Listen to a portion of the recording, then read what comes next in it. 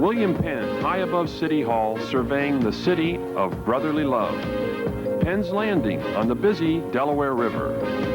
Veterans Stadium, where the Phillies play baseball and the Eagles play football. Behind it, Dr. J's favorite playground, the Spectrum. And behind that, JFK Stadium, where many Army-Navy games have been played. The Museum of Fine Arts, where Sylvester Stallone ran up and down those steps in the movie Rocky, memorialized here at the entrance to the Spectrum, where today there's no 76er basketball and no flyer hockey. Instead, it's championship tennis. As Volvo Tennis presents semifinal round action from the $300,000 Ebel U.S. Pro Indoor Tennis Championships. Today, it's all-time great Jimmy Connors against a young 20-year-old upstart from Czechoslovakia, Miloslav Mecir. This program is made possible by grants from Transamerica Corporation, insurance, finance, manufacturing, transportation, innovation. By Peugeot. By the investment executives at Payne Weber. By Volvo of America.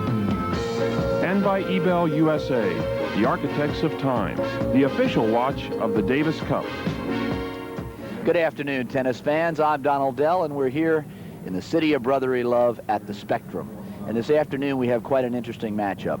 The old and the new. The old Jimmy Connors, four-time winner here, goes against Miloslav Mecir, the young 20-year-old Czechoslovakian. It's the first time he's been on national television in America. He's had a great week.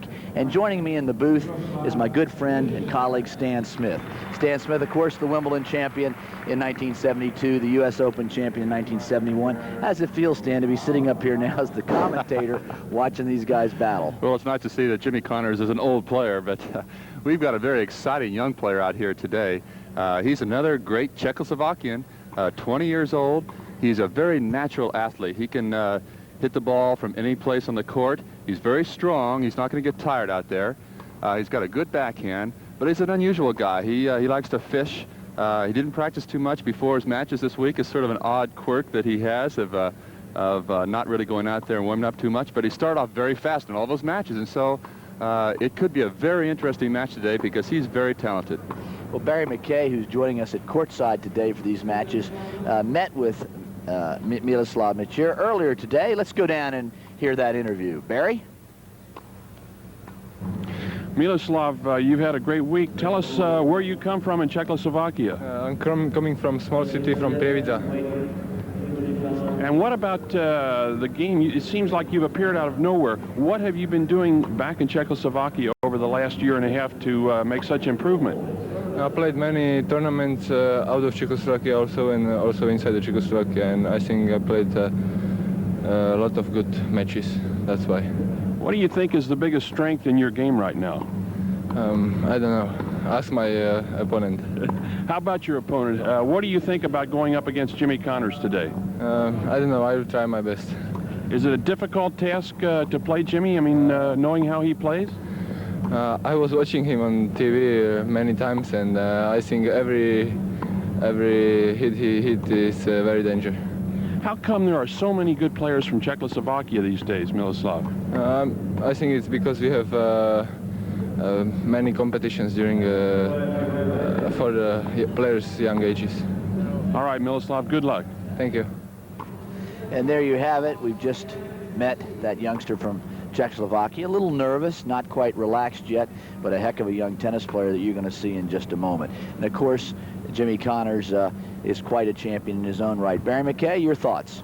Well, Donald, Jimmy's very comfortable. He's warming up a couple feet away from me down here. One thing, though, he's had a couple tough matches. He had a tiebreaker against Stefan Edberg earlier this week, and he had a tiebreaker against Mel Purcell yesterday. So he has had to really work hard to get into the semifinal. One thing about Jimmy, though, when he plays against a player who isn't real experienced, he's going to go into net a lot more. I feel he's going to probably take a lot of chances and go in, and you're going to see him volleying a lot more today than he normally does. But I think he's obviously the strong favorite. I'm looking forward to this match. This big, tall guy looks kind of interesting out here. Back to you, Donald. Jimmy Connors, Barry McKay, likes to play the young upstarts because he likes to believe he's got the experience, and he tries to jump on top of him quickly. Stan, I think he'll try to start very fast to try to crunch him and not let him get confidence. Well, it really is a confidence factor. If Miloslav cannot start off quickly. He might get very discouraged because he doesn't have much experience in these big matches. All right, we're going down to the center court. Jimmy Connors, the champion here 4 times, about to serve in the near court. Jimmy Connors to serve. Ready? Play. First point of the match. The stadium here at the Spectrum in Philadelphia is slowly filling up for the afternoon play. We're live nationwide on many of your public service stations. And Connors slips into net on the opening point. 15 love. 15 Jimmy has love. been trying to come to the net a little bit more in the last couple of years, and so I think he may try to do this today against a young, inexperienced player.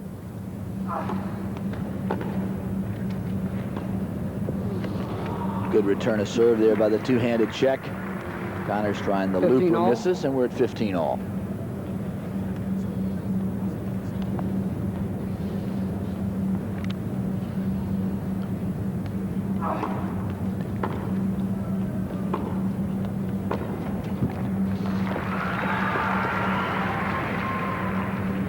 Thirty, 15.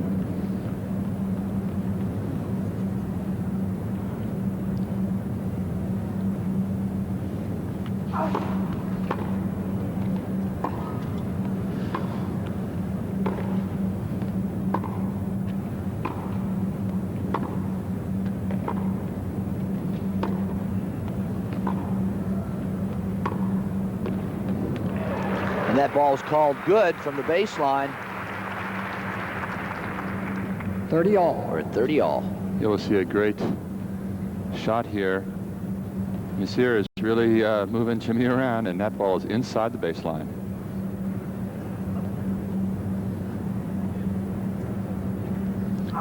We're at 30 all.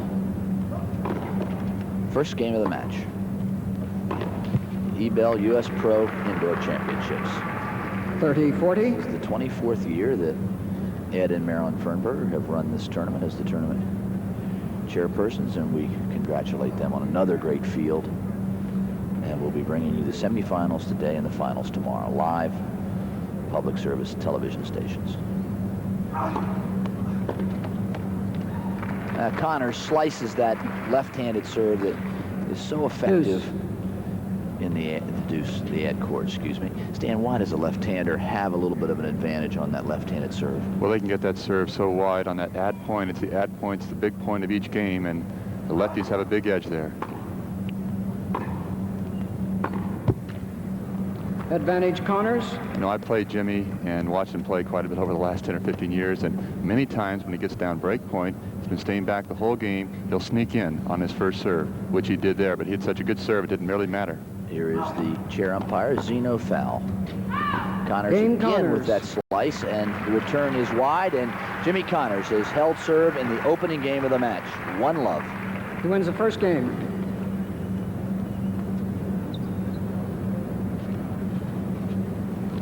Let's take a look now on the draw this week. Connors, of course, seated number 2 here behind John McEnroe. Jimmy Connors defeated Leif Shiras 6-2, 6-4 in that opening match. And then into the quarterfinals, in the second match, he had to beat the very good young Swede, Stefan Edberg, who's got a big serve and volley game. He beat him 7-6, 6-2, but that was a tough match. He was down 3-love in that tiebreaker in that first set. Then he came on strong last night and beat an old friend and practice partner, Mel Purcell from Kentucky, 6-4, 7-6, and again, Connors dominating the tiebreaker 7-3. So Connors has not lost a set into the semifinals. Well, Miloslav got to the semifinals here. He defeated Terry Toulon in his first match. Had a very tough match against Nystrom. He Any upset seat, please, ladies and Nystrom gentlemen, here, and then take went your on to regular beat seat at the next game Krishnan, changeover. and then Suarez to get to the semifinals. Miloslav Mecir to serve. Hold, please. Thank you.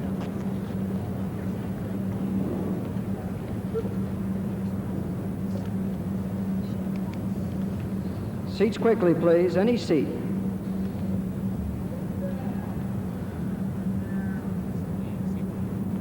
Thank you. Dave Zinkoff, he's been here for many, many years at the Spectrum, familiar to every fan in their seats today.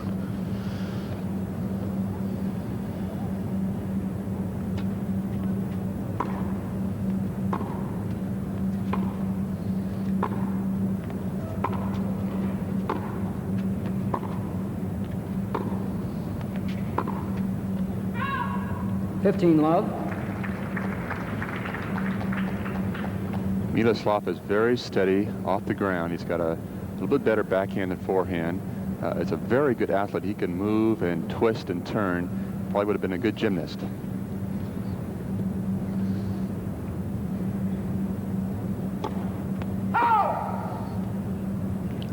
We said at the start of the show that Jimmy Connors likes to get off to a fast start against a young up-and-coming player. Doesn't like him to gain any confidence. And notice, Dan, how Connors is really concentrating on the two-handed backhand side of the young Czech. That surprises me a little bit. I've not watched Miloslav play much, so I can't comment. But normally you think of a two-handed backhand as your strength. Connors is playing to it. Well, that's true. He likes to hit it cross-court with that forehand. It's a little safer shot.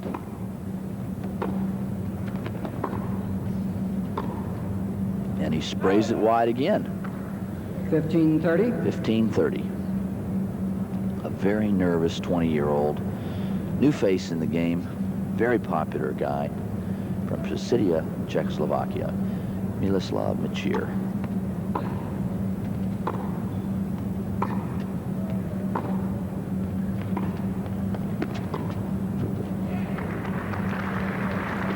Donald, he really looks tight out there. He doesn't seem to be moving too well yet, and does look very nervous.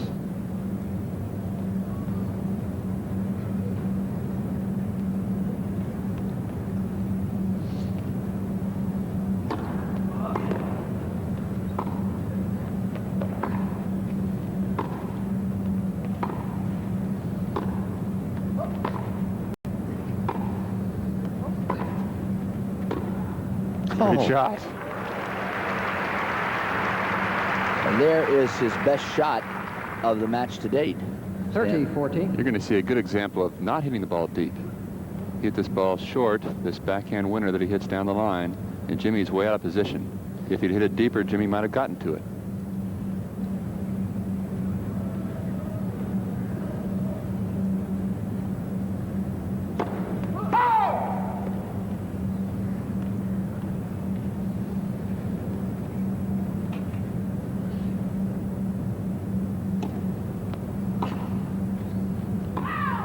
Ball a little wide.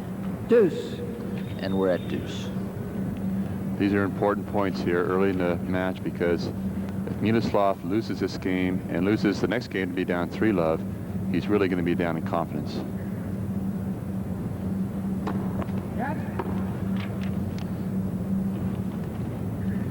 First serve.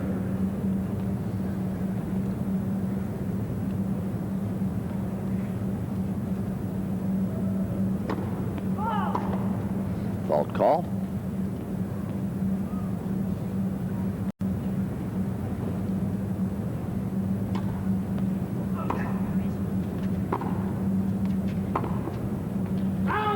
Out called by Alan Quay on the far line. Mecir. Jimmy gives him a look, questioning the call.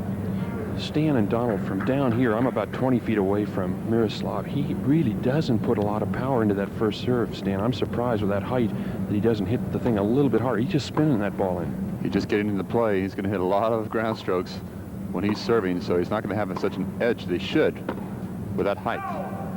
And he sprays the forehand wide for another deuce. Barry McKay, how fast is that court playing?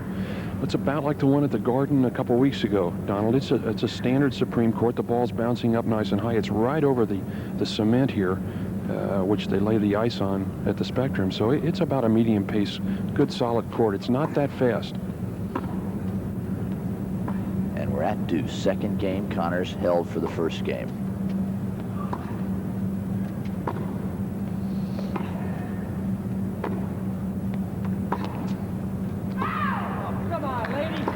Ball was out. Lois Higgins makes the call Advantage on the far Mecir. sidelines. Connors didn't agree with it. Zino found the chair, said the out call was correct. Miloslav is not hitting the ball very hard. He's just caressing those ground strokes, but he's keeping them deep, and that's the important thing.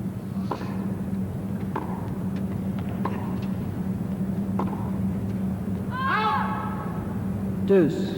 You don't get the feeling. Please, though, ladies Stan, and gentlemen, no flash pictures while play is in progress. It's very distracting. Thank you. You don't get the feeling, though, with his pace that he's going to be able to hurt Connors from that baseline. Jimmy's going to rally a lot and get a lot of work out and then try to come in. All he's doing is moving Jimmy around. That's about all. He's not blowing him off the court. But maybe he'll pick up the pace as he gets more confidence. Let cord. Connors got it. Good deep shot off that let cord.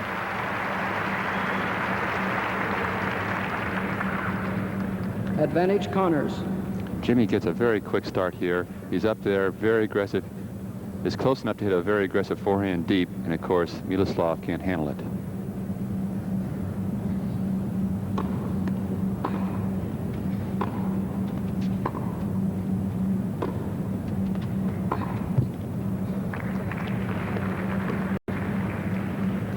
Deuce. Miloslav is only 20 years old, but he's a very smart player. He's very bright in mathematics, and he probably has a good feel for the game. That experience will help him as he goes along.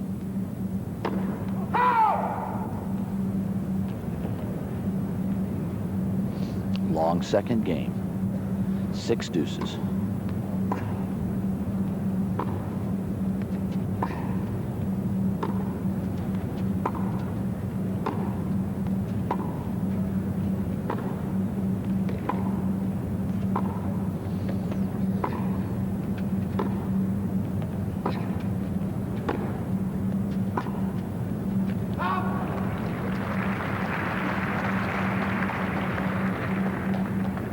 Advantage Mecir. Miloslav is moving Jimmy around, just waiting for errors off of Jimmy's racket.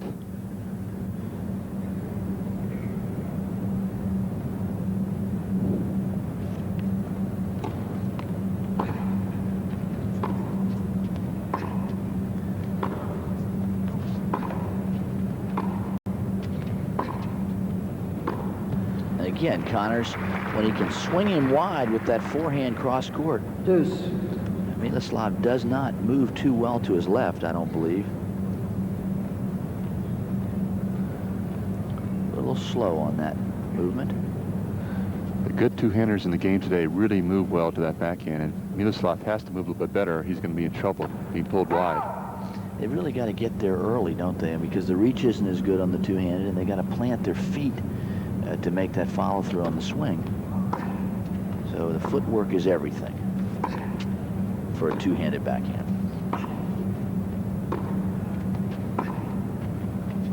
It's good. Great shot. Oh.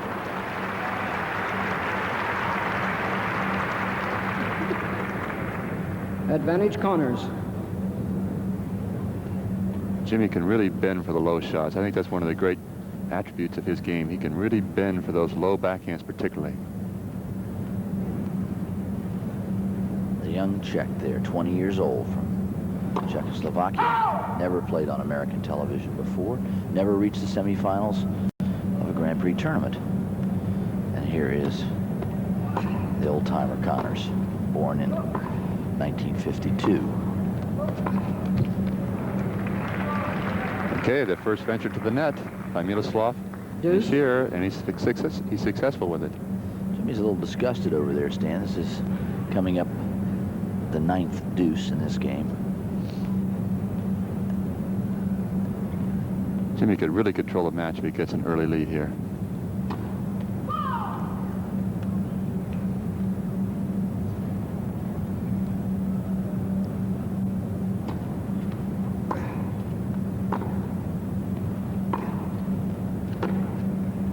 Great shot.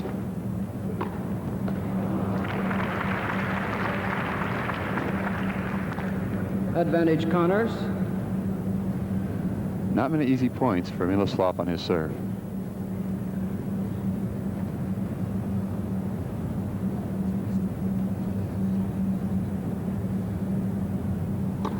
Another break point for Connors.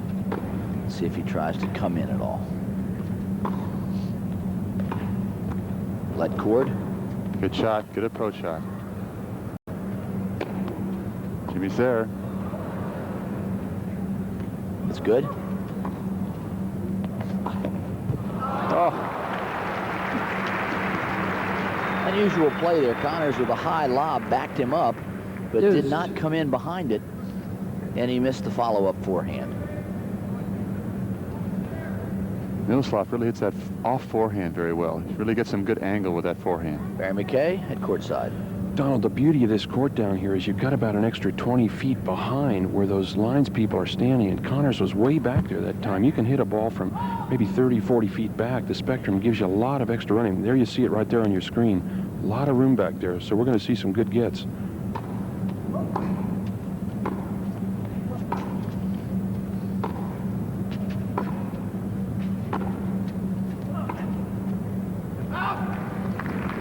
Barry made a good point there. He won the Italian championships on that Rome court, which has the biggest running back behind the baseline of any court in the world, and he knows what it's all about. You can't hit an overhead away against a very quick player because they can run it down and go over the stands and do anything back there.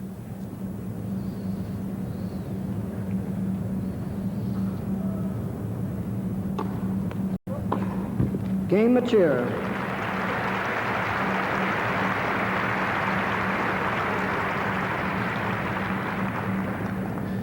And lo and behold, the young Czech held serve.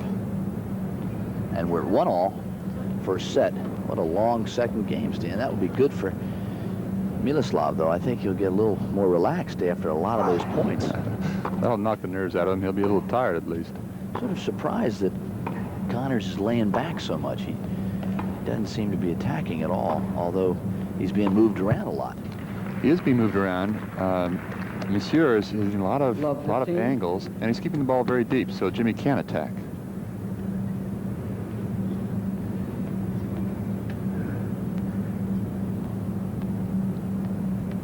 Be interesting to know what his game plan was to go against Connors. I have a feeling it was just to keep the ball deep and try to get Jimmy to miss.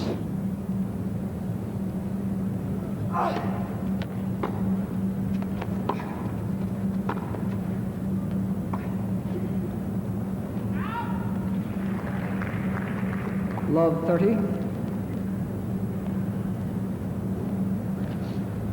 Connors now in trouble. Love 30. Third game into the match. We're at 1-all from the Spectrum, the Bell U.S. Pro Indoor Championships. The Bell, of course, is the official watch and sponsor of the Davis Cup competition worldwide, so they're very well known in tennis. Love 40. Tonight's semifinal will be John McEnroe, the defending champion, against the youngster Scott Davis, both from Stanford. And we'll have the winners tomorrow in the final. Connors down 3 break points. Swings him wide for 1. 15-40. Jimmy really got that serve out wide. That's amazing what he can do against a two-handed backhand. It's a big chance for Miloslav.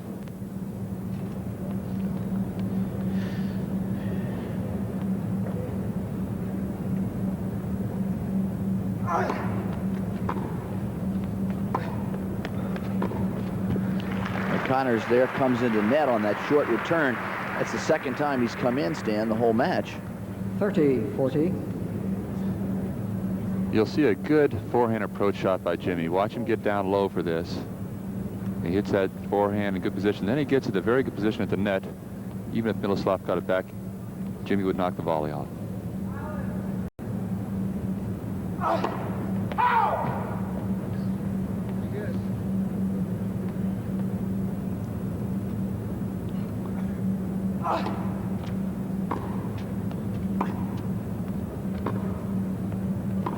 Here it comes again. He's got him now. Let court, and it doesn't drop over, so Connors has lost serve. And that's a surprise to lose the serve in the second game here of his serve. Watch it again on replay. Jimmy comes in with a very good backhand approach. He's in good position. Miloslav hits a low shot, and now he's got Jimmy where he wants him. Almost over. Stays on Jimmy's side. And Stan Smith, we've had discussions, Barry McKay and I, over the years about a tight net and a soft net. And you saw there, I think, the tightness of this net when you're playing. When it's a really tight, taut net, they don't seem to roll over. They seem to hit, hang, and drop back. Well, that's true. I played with a net in high school. It's a metal net. I hit a serve one time, and it bounced over the back fence. It was so tight. Don't you think, Stan, it's tough to pull nets indoors? You have that temporary setup down there, and it's really difficult to make that thing as tight as you can in an outdoor situation, and it does affect the play a lot of times. It's a big factor when they have that pull along the net on the bottom to try to keep the net post as tight as possible, but still the net is not going to be as tight as it would be outdoors.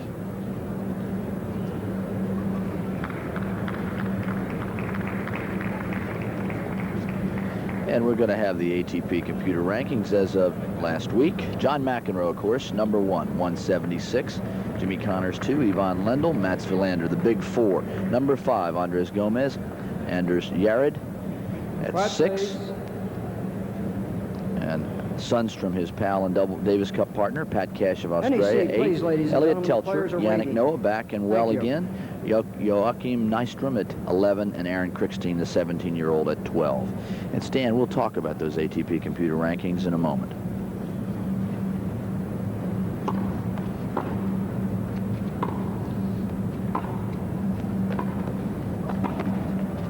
He's there.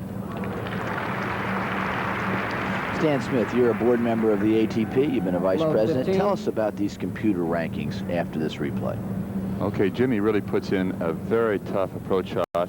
Miroslav is there, though. He's there on this forehand and just about makes it. Back live. And the Czech has the opening break, 2-1.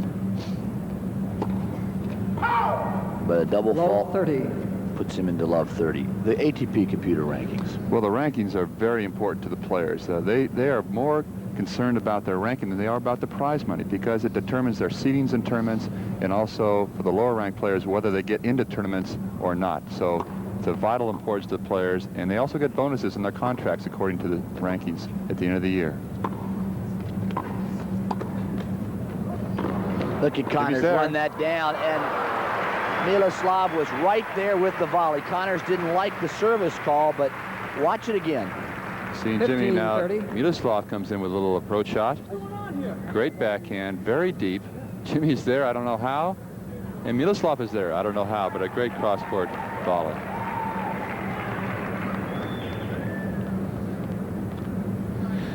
Barry McKay, Jimmy Connors had a little altercation there with... Yeah, he did, Don. He came straight over to Zeno Fowl right in front of me and said, "What's going on here?" Waiting for Zeno to overrule on that particular service call. He didn't. Jimmy just kind of grabbed his nose as if to say, that kind of stinks. We're at 30-all.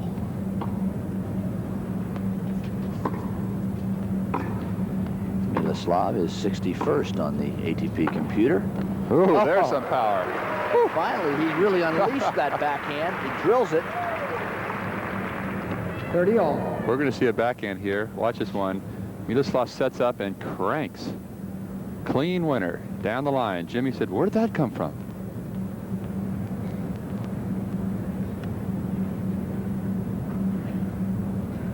I think Miroslav is getting loosened up here. 30-all.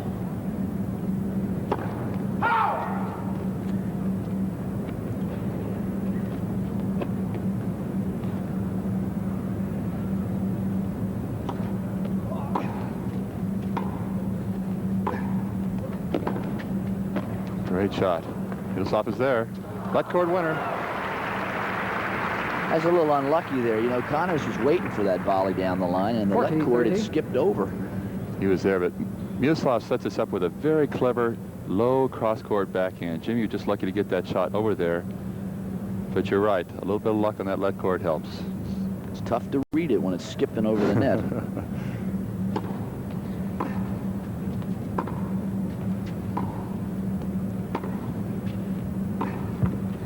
Another left court.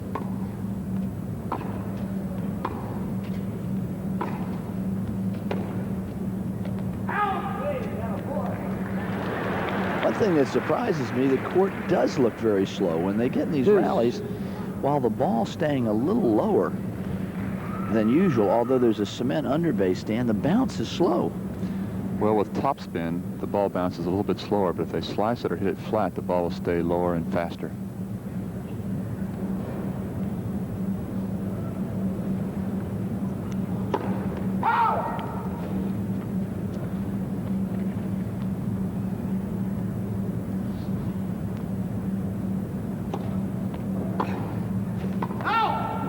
Connors bangs the Advantage, return. Mecir. He mishits it, trying to come in behind it.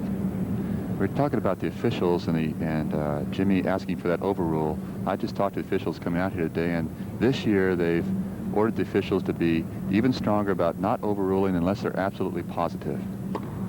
Well, Stan, as we've said many times, I think that's the right decision. There should be no overrule except in a gigantic clear Game error. Mecir. And that ball was right on the line. No clear error there, and the linesman made the right call, Alan Quay. He leads Look at 3-1. this Watch down this the one. line. Look at that ball. Looked like it had eyes. Great camera work by our crew here in the Spectrum. We thank Prism for their help. But that was a beautiful line. Connors now trails 1-3. 15 love. He's got to be thinking, who is this guy? Miroslav has really impressed me now. He's changing pace. He's using the angle. He's hitting the ball deep. He's even coming in a little bit. And he's clearly not nervous. Not now. Because that's the way we've been doing it all week, Mr. Connors.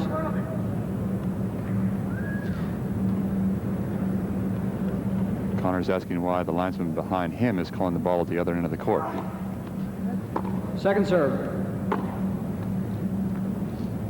Jimmy clearly frustrated, irritated, because he isn't having this guy roll over, if you want to know the truth. Sure. That's exactly right. And Miroslav is hanging in there.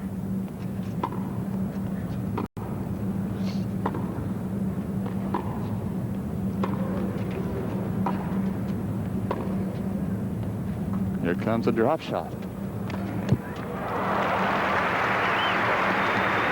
Connors with a smart little underspin. He got away with it. Watch it again, 30 Stan. love. Okay, Jimmy sets up to hit a backhand down the line, but then he drop shots. And he also comes in. A clever play, an experienced player. Miroslav had really no place to go.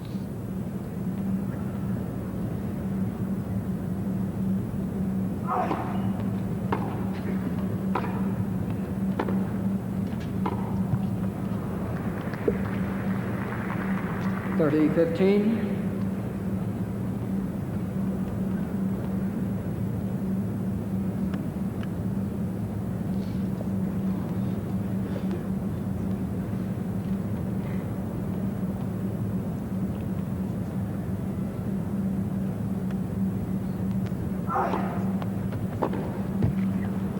Forty 15.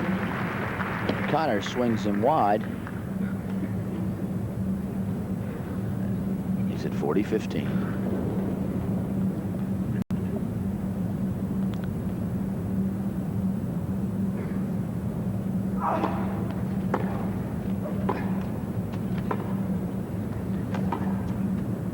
Jimmy Connors sprays it. I want to welcome our viewers on the Sports Network in 40-30. Canada.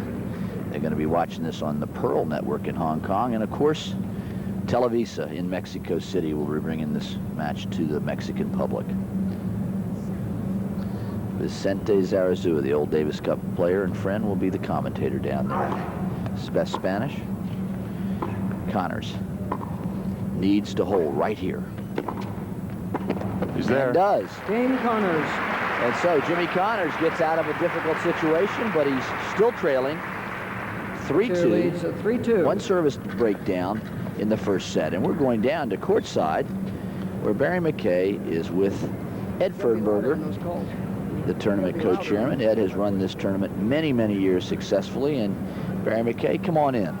All right, Donald, Ed, you started with the top 4 players in the world, and we got Scott Davis and a fellow by the name of Mecir. What happened this week in Philadelphia? I would say that there's an awful lot of players in the world today who are pretty nearly equal, and as is said in many sports, on a given day, anybody can do whatever to anybody.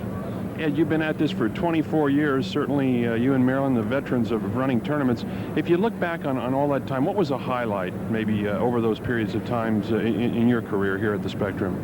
I think the real highlight, well, several. For one thing, moving into the Spectrum. We were one of the 3 original tenants Seats in the quickly, Spectrum. please, ladies and gentlemen. And another was the beginning of open tennis, which really opened up the era of big-time tennis, where the great players all came together and tennis really became a great sport.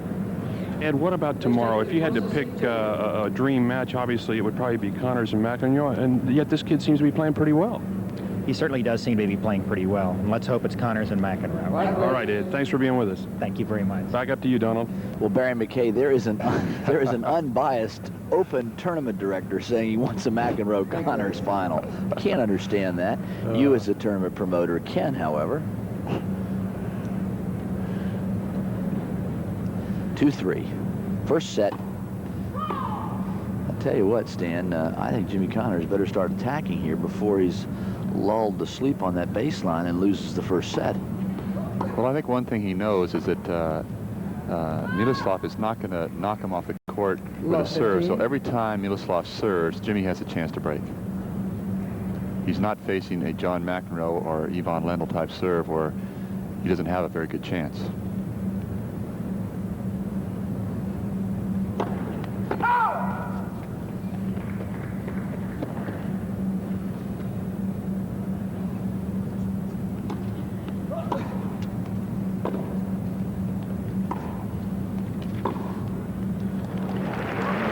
That's an awfully good forehand, rippling winner. He just 15 all. looks so casual when he hits that winner. He does look casual out there. That's the feeling you get. You'll see him being pulled wide, but he says, I'll give you a little more angle. Good Lord, what a shot. Another great shot. It's at the net. Stan Smith, he's a sleeper.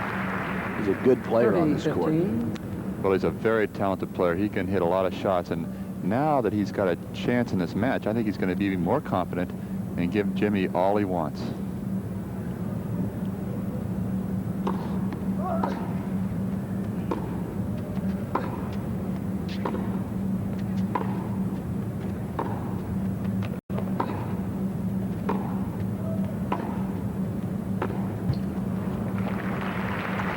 I wish we had the great 30 all. Czech star Ivan Lendl with us today, stand in the booth, because I'd love to really go into why and how they keep producing so many good players over there. I mean, guys like Thomas Schmid, Pavel Slozil, you know, the public doesn't even follow them that well. They're great players on this circuit.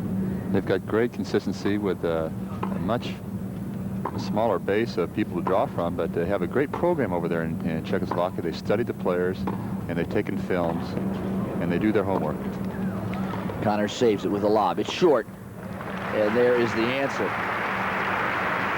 And he knew it was short, and he knew he had a problem. We're seeing that Miloslav is using the court very well. Corner to corner. Now he's got an opening. He topspin volleys. And of course, he shows he can play pretty well at the net too, Donald. 40-30 to the server.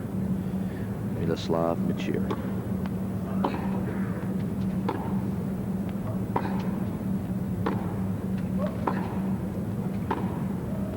Here he comes again. It's short. Connors Goodbye. turned his back on that. He's angry at himself, and he conceded that point by turning his back in disgust. He leads 4-2. Miloslav hits a very good approach shot. Comes in. Jimmy has no chance. Gives him the back. And Mecir is equal to that.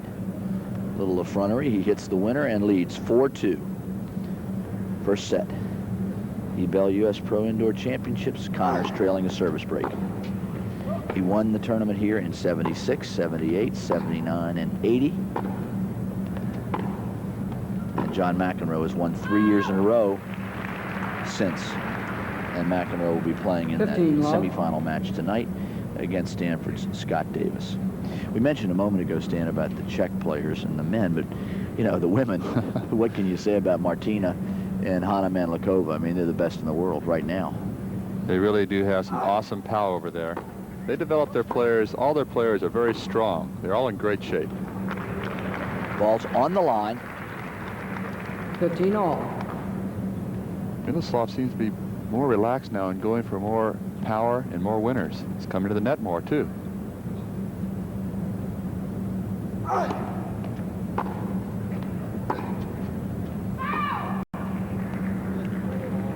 $15.30.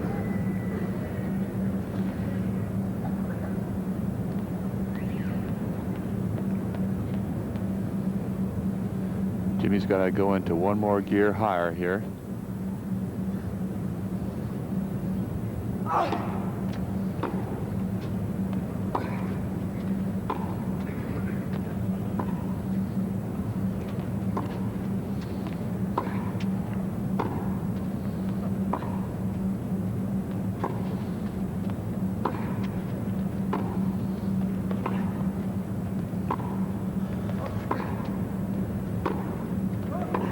Good moving by both players.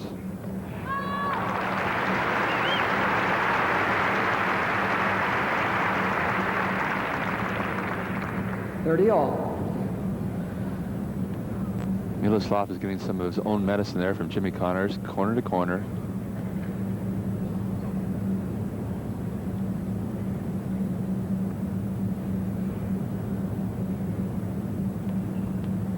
Jimmy taking his time. It's one thing he does very effectively. Things get tight. He paces himself well in a tight situation.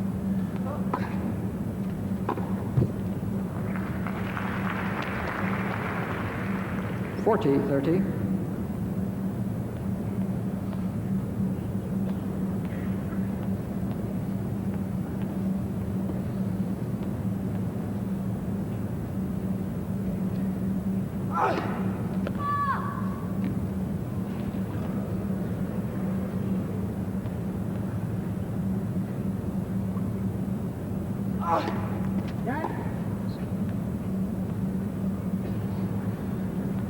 Jimmy Second trying to serve. jam Miloslav in that backhand. It's a good serve, jamming right at the body.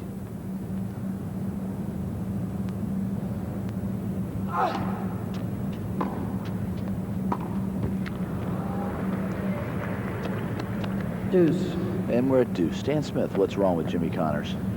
Well, Jimmy has gone out here not really knowing too much about Miloslav. He thinks he's going to win the match if it really gets tight. And it's getting tight, so he's got to really concentrate much harder now.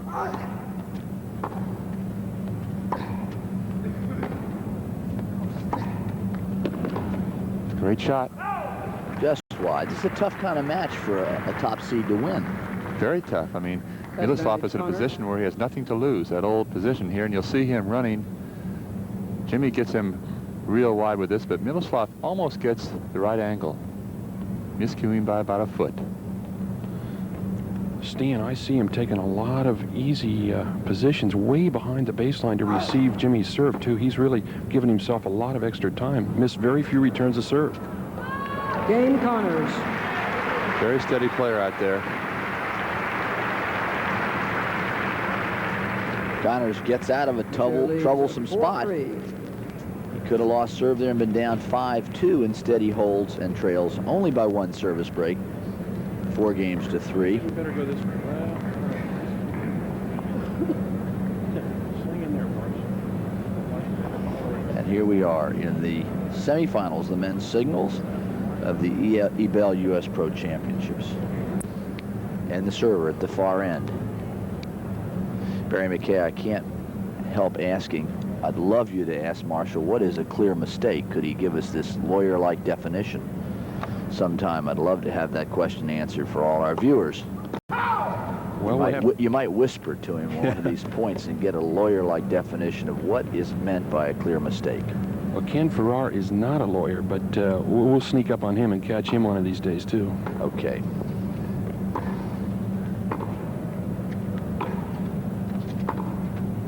Just wide.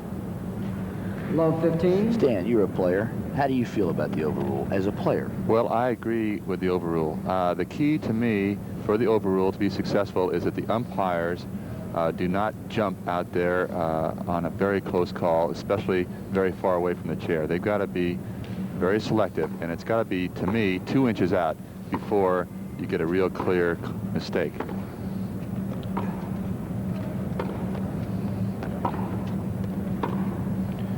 Connors concentrating better.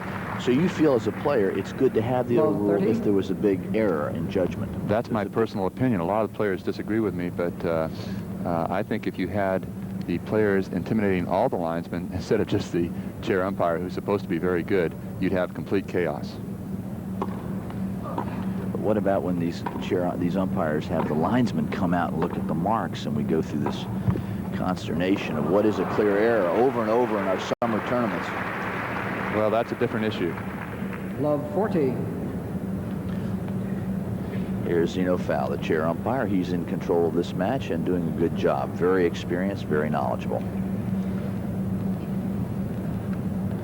The key for the players is consistency in the officiating.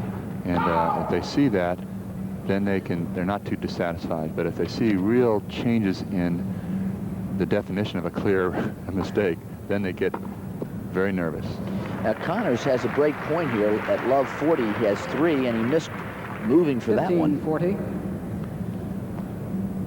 Miloslav saves 1. 15-40.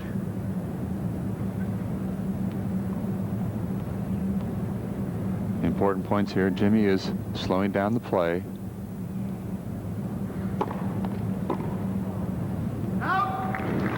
Boy, oh boy, he loses another one.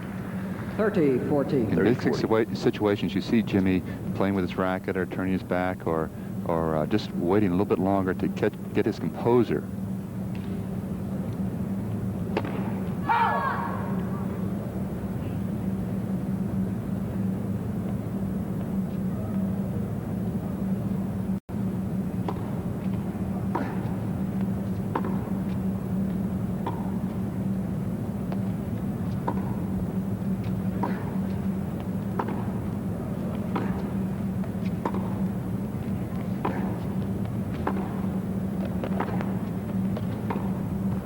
Game Connors.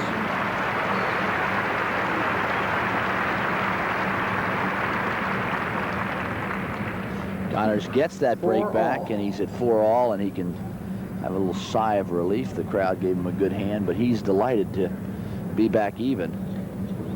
As you said, Stan, you know, it's a terrible position for a top player. Everything to lose, nothing to gain when you play a guy 61 on the computer. There is the far linesman, Fred Lapon, with the hat. 15 love. Well, Jimmy changed gears slightly. He knows he's in a tough match here. And that experience of being in this position before is really going to give him an edge if he can keep the pressure on Miloslav.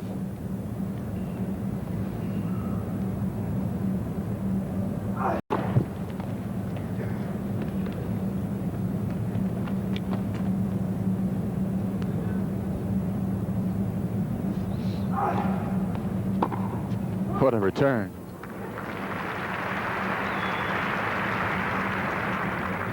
$15-all. Miloslav looks kind of casual. All of a sudden, he bangs one. This one is a great angle inside the service line, cross court. You can really open up the court if you hit the ball short in cross court inside the service line, because your opponent will be way outside the baseline and the sideline hitting the next shot.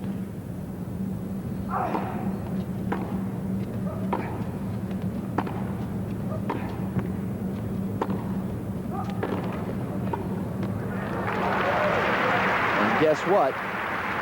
Miloslav snuck in there. He's only 20 years of age. Very new on the circuit. Good play here. He sets it up here. He snuck in a little bit later than normal, but was in perfect position for that volley. Boy, he hit a great little angle in close. He seems comfortable at the net on that volley. He really does. 15-30, Connors, knowing he better get down to business and hold. Little TCB. 30-all. I'll bite. As Take care of business. Bobby Lutz would say, what the devil is TCB? Where is Bobby Lutz, your old doubles partner, hanging out these days? Bobby is doing aerobics and getting in great shape for the Grand Champion Circuit starting in a couple weeks in Palm Springs. You got to be kidding. Aerobics and Lutz? But Lutzy and his wife out there doing aerobics. Never believe that story.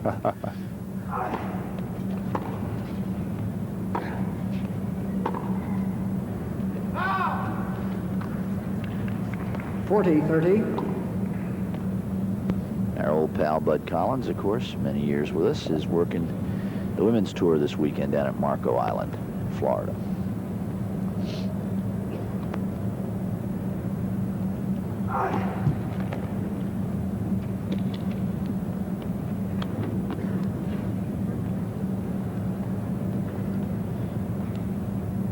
Connors, second serve. We're at 4-all, first set.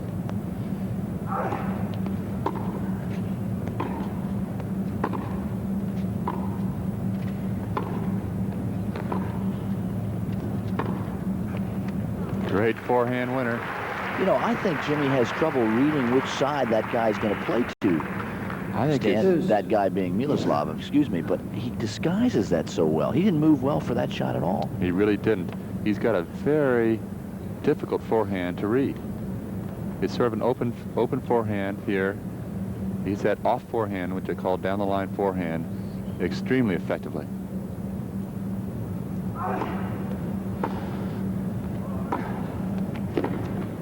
Ooh. Advantage Connors. I think this is an important game because if Jimmy doesn't hold, he might lose the first set. If he does hold, I think he's going to break the next game.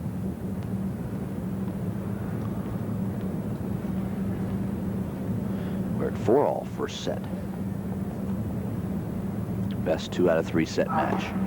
Finals tomorrow is best of 5. Game Connors. Connors slides that left-handed hook wide. That's his best serve in the ad court. The lefty has a real advantage, and he holds 5-4. Change balls. for 5-4, and we're going to have new balls next time around. You know, Barry interviewed Miloslav about, before the match, and he says he doesn't say too much, but you got to realize that he's speaking in a tongue that's not very natural to him. And I think if he understands English a little bit better, he'll be a little bit better to interview later on after the match. On our screen is the Philadelphia Art Museum. Historical monuments. Let's see what Jimmy Connors does as he comes out. We've had a lines person change after 9 games. We have a whole new crew out there on the court. This is the 1:30 shift, I'm told. I think that concept is very good. You get fresh linesmen all changing on the hour and a half, and they're going to do a better job. Plus, the players can't pick on one particular linesman for a whole match. Actually, they're changing on the hour, but they're moving them around pretty good. New balls, 4-5. Connors was trailing here, 4-2 in the first set, is back on serve.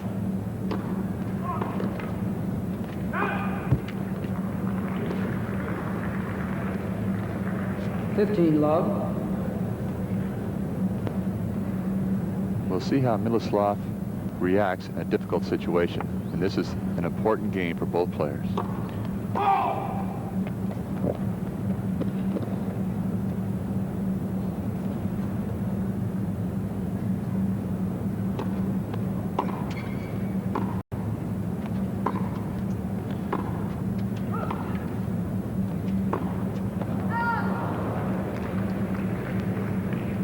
All.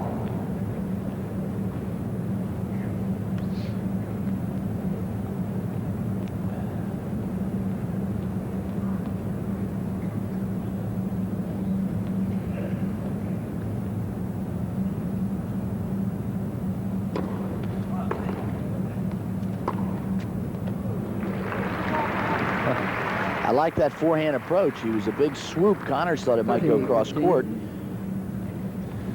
Jimmy has been out of position many times this match. Hasn't even tried for some of these shots. Now look right there. There's a great depth, Stan. That ball was 2 inches inside the baseline. But Connors didn't read it at all. Oh, great Another shot. winner. Oh. This crowd's starting to wake up to the fact that this 20-year-old could win the match. He is a player. He looks fairly casual out there, but he can really hit some terrific, deep passing shots. We're at deuce.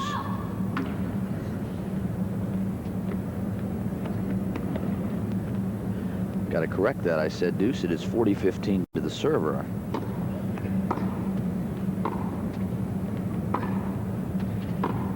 Oh, Game Mecir. And he's hit 3 consecutive winners to hold for 5-all. and you're seeing a new force on the tour coming 5-all. into being. Perfect position down the line. Not a very big backswing, but a good follow through. Connors didn't move at all for that shot.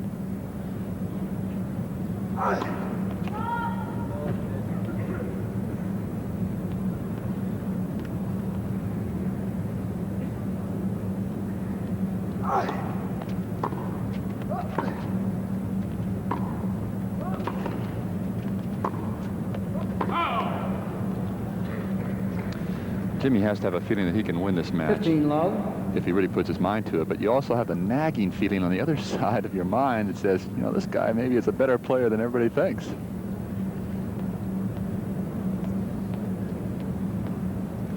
It's always easy to underestimate a guy ranked in the 60s on the ATP computer, which is Miloslav's ranking, 61. 30 love. It's a young man on the rise, though. He's going to show himself in many semifinals and finals this year and the years to come.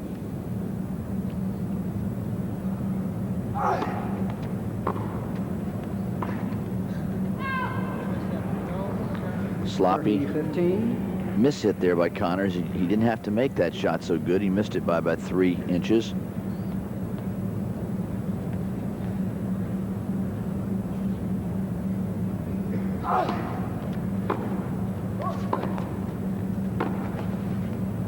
Great shot.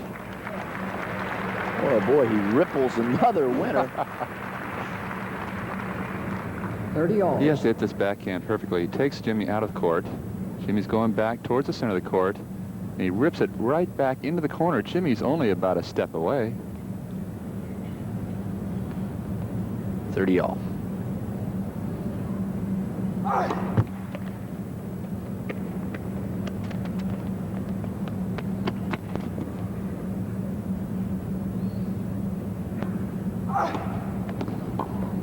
He was late. Connors kicked that second ball out wide, and Miloslav didn't move 14, at all. 30. He thought it was coming into the backhand. It's a very effective serve. Jimmy doesn't normally hit a kicker for a second serve, but that time he got Miloslav off balance.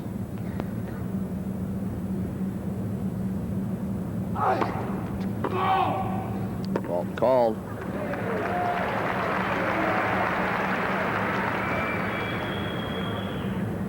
Does Philadelphia have a soccer team? They did. I think it's moved franchises. Game Connors. And once again, Jimmy Connors with the slice left-handed forehand 6-5. in the head court hole serve. And we're going to slice our way down to that center court in a moment, where Barry McKay is setting up to interview Ronald Wolfgang, the president of Ebell America. Barry McKay, come on in if you can hear me. Okay, Donald, I'm with Ronald Wolfgang. Ronald, this was the U.S. Pro Indoor. Now all of a sudden it's the Ebell U.S. Pro Indoor. What's happening? Well, our involvement in tennis is becoming greater and greater, and it's becoming very successful. As you probably know, Ebell is now involved with Davis Cup, with 3 European Grand Prix, and we feel that for North America, this is one of the premier events of the year, and felt that it offered an opportunity for us to put Ebell on the map in North American Grand Prix tennis. Well, Ron, it's a big improvement, obviously, to have all these activities here in Philadelphia. What about this tournament? Are you surprised when you looked out here today and saw this semifinal? Who is this kid from Czechoslovakia? Well, we always like to see somebody coming out that's unexpected, challenging up there in the top of the matches. We're looking for a real exciting semifinal and final. All right, thanks for being with us, Ron. Thank you, Barry. Jimmy Connors is not looking for any more excitement today. He wants to win this first set. He'd like to see a boring match, wouldn't he? He'd like to see a 6-2, 6-2 win, but that is not happening.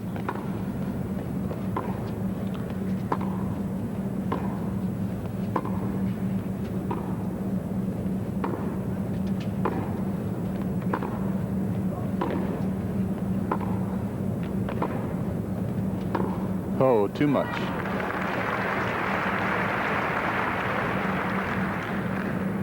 Love 15. Both players hitting the ball on the run. Great tennis here. Good back baseline tennis.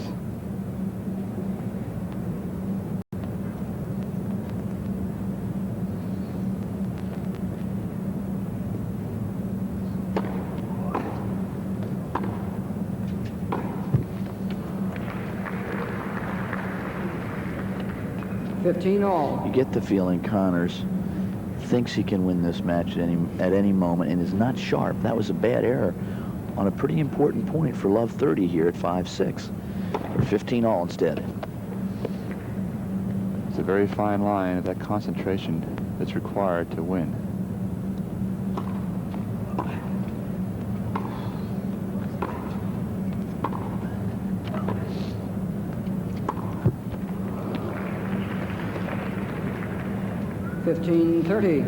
Looks like Miloslav changed his mind here on this backhand down the line. This high toss, Stan. Fairly characteristic of the Czechs. Here you'll see him set up. Miloslav is going to hit a backhand. A good follow through.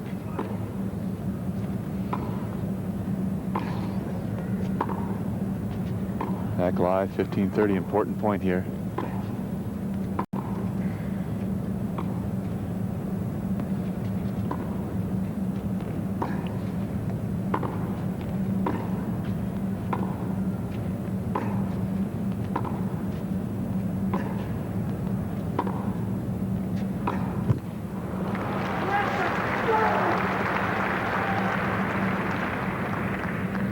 All.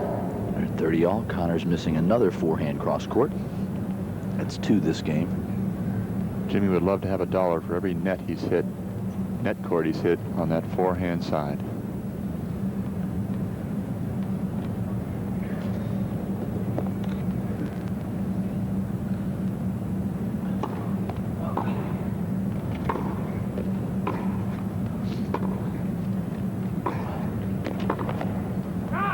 There's a good approach. If I were sitting at courtside coaching Connors, I'd be telling him to come in, come in. That gets him out of sort of a lethargic position. Barry McKay? Well, you know what's interesting to me, Donald, is that he is kind of hanging back. I said before the match, whenever Jimmy plays somebody who's not in the top 10, he seems to take advantage and come in. He is not doing that out here, and this kid is hard to come in against. As Stan mentioned, he's got some really tough passing shots. We're at set point.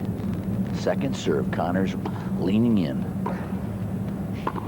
And there is an error off the backhand side. A little nervous reaction there by Miloslav, and Connors has finally won the first set, 7 games to 5. Please hold your seats, ladies and gentlemen, until the odd game changeover. We'll see this position here that Miloslav is in. He's in good position. Thank you. He may have tried to hit it too close to the net. You're always a little nervous on set point.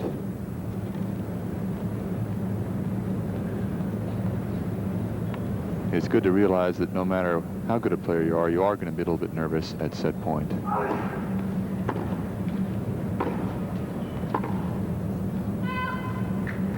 Love. First set is history, and it took about 59 minutes.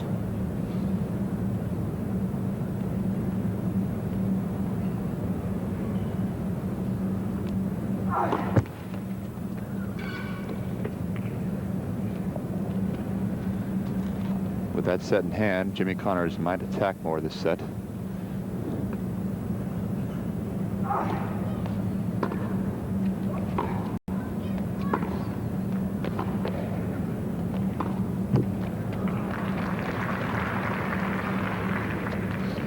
Love. You know, some people, Stan, watching would think Jimmy Connors is using this match as just sort of a good warm-up, hoping to get to the finals to play McEnroe, and it may look that way, but I think he was in trouble in the first set at 4-2. He wasn't playing very well, and he wasn't very confident. No, I agree. He's a little lackadaisical, but he's giving 100% out there now.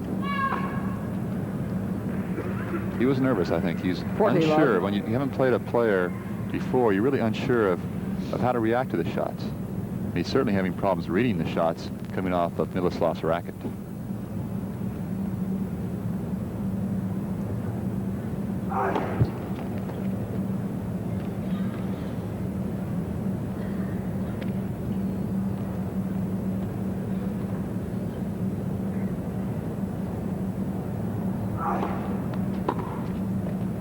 Game Connors. First game, second set. And so Connors starts out holding serve in the first game of the second set. And he leads 1-love here at the Spectrum at the Ebell Pro Championships. Back at the Spectrum. Second set, Connors has snuck out of the first set, 7-5.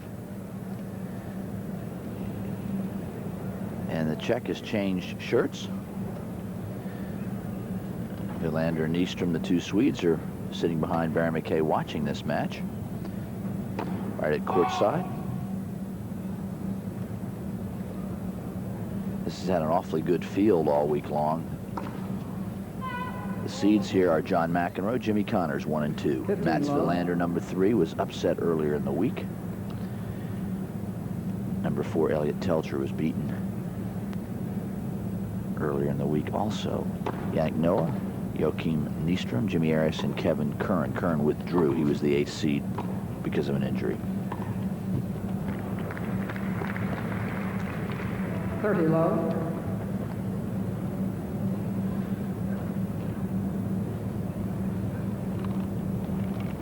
Mislav has changed his shirt here. You always feel a little fresher when you have a dry shirt on.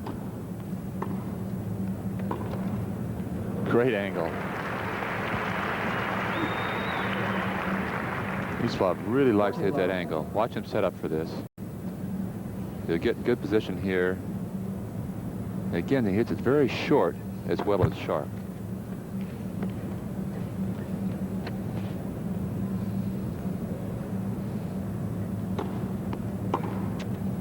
Over. Mecir. Mecir holds serve here at 1-all, second set. 1-all. If you look down this draw stand, Mats Wilander, the 3rd seed, was beaten and upset after a bye. He lost really in his first match to Greg Holmes from Utah, the youngster who won the NCAA a few years ago, 6-4, 6-3. That was a big surprise. Yeah, Greg Holmes has had a lot of talent and hasn't really played too well, but maybe this will be his year to come of age on the Pro Tour.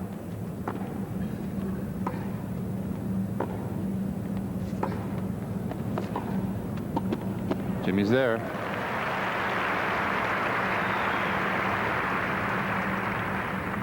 We're seeing Mecir hitting very good angle shots. Looks like he might have Jimmy here, but Jimmy stretches to hit that forehand volley easily into the open court.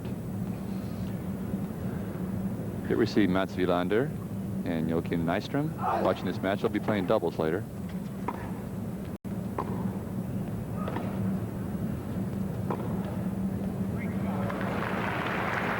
And again, the rolling topspin cross court caught Connors going the wrong way. Look at that loop there. And Connors gets it back one time, and he wrong foots him again with a looper. He's really having problems reading Miloslav's passing shots. It's amazing.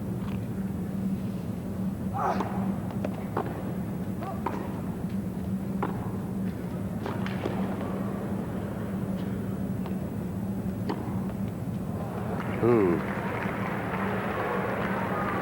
That was close. 15-30. We'll see this very good approach shot. Miloslav bounces it as he should. And this overhead, I believe, was out. Hard to tell on the replay because of the net in the way. Connors thought it was out. The far linesperson, however, did not. That's Linda Furnish on that line. 15-30. Call will stand.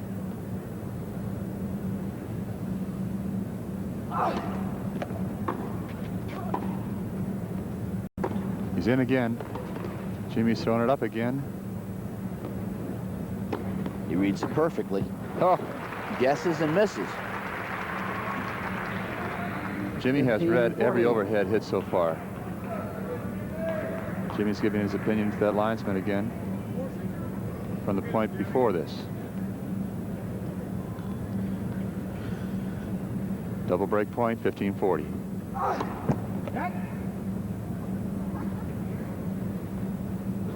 First serve.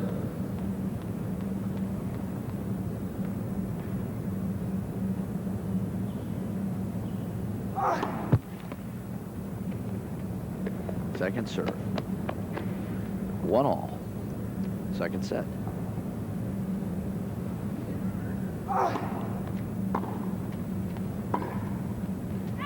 Game Mecir. He leads 2-1.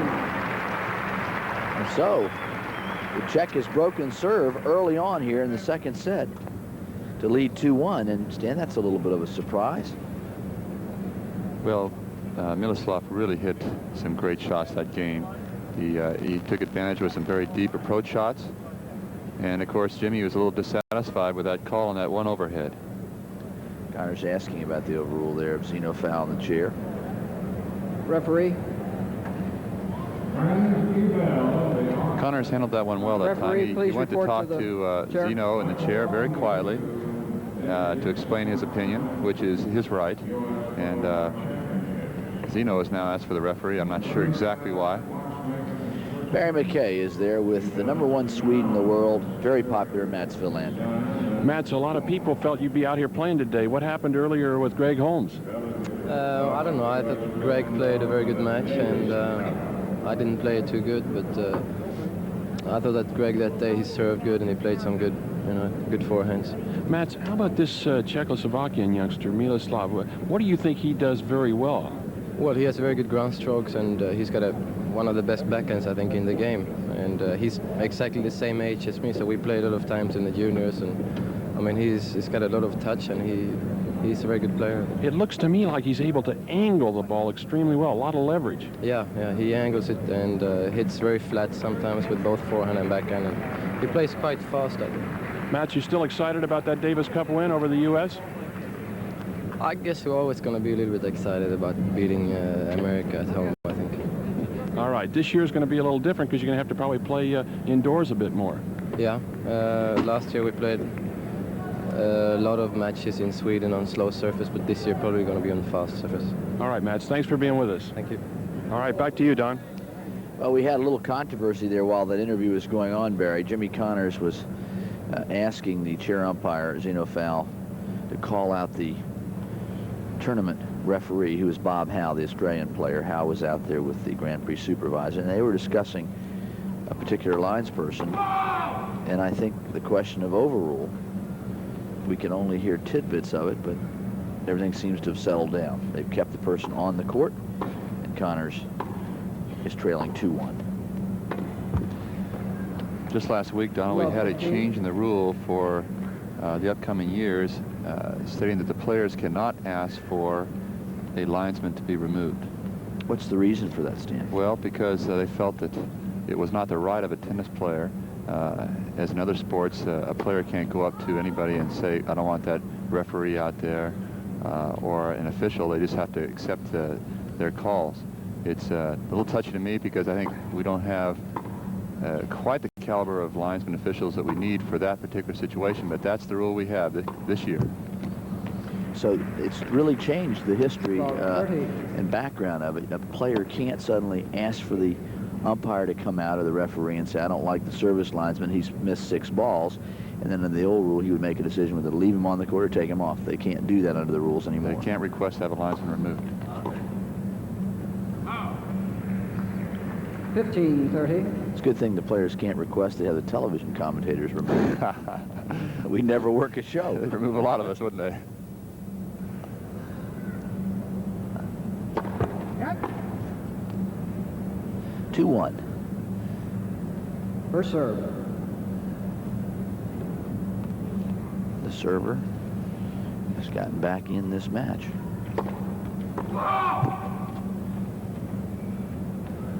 Miloslav Mecir, 20 years old, from Czechoslovakia.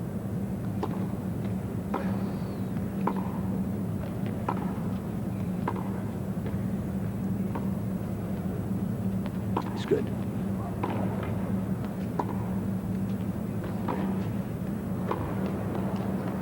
Drop shot. It's out.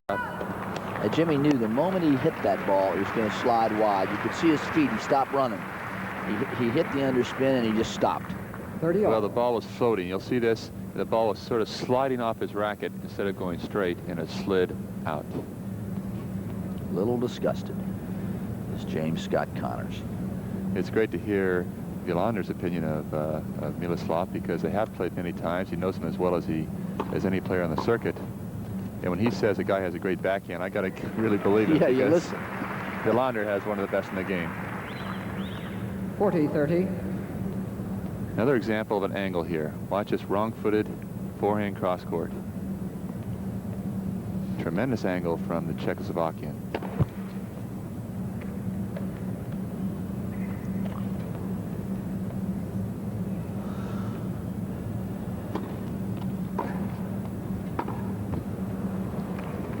Deuce. Miloslav rubbing his eyes. I think he felt that he might have been blinded slightly after his serve. Sometimes in different positions on the court when you're serving, the lights can shine right in your eyes. Ace. Oh. That ball was inside the line. We're right above that center service linesman. Advantage, Mecir. Let's watch it right down the center of your screen. Perfect placement. I didn't think he could serve that hard to serve. I didn't either. If he gets that serve going, he'll really be tough.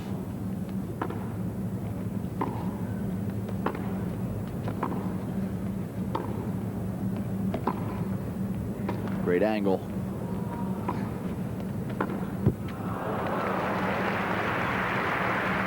Also, Stan, from down here, when you look up, those lights that are the prize fight lights are right over the net.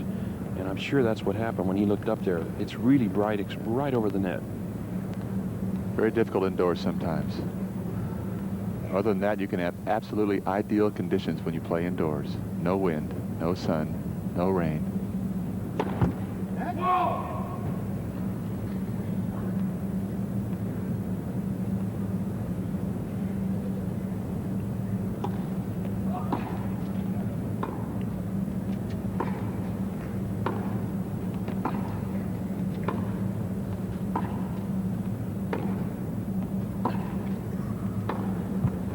Let cord.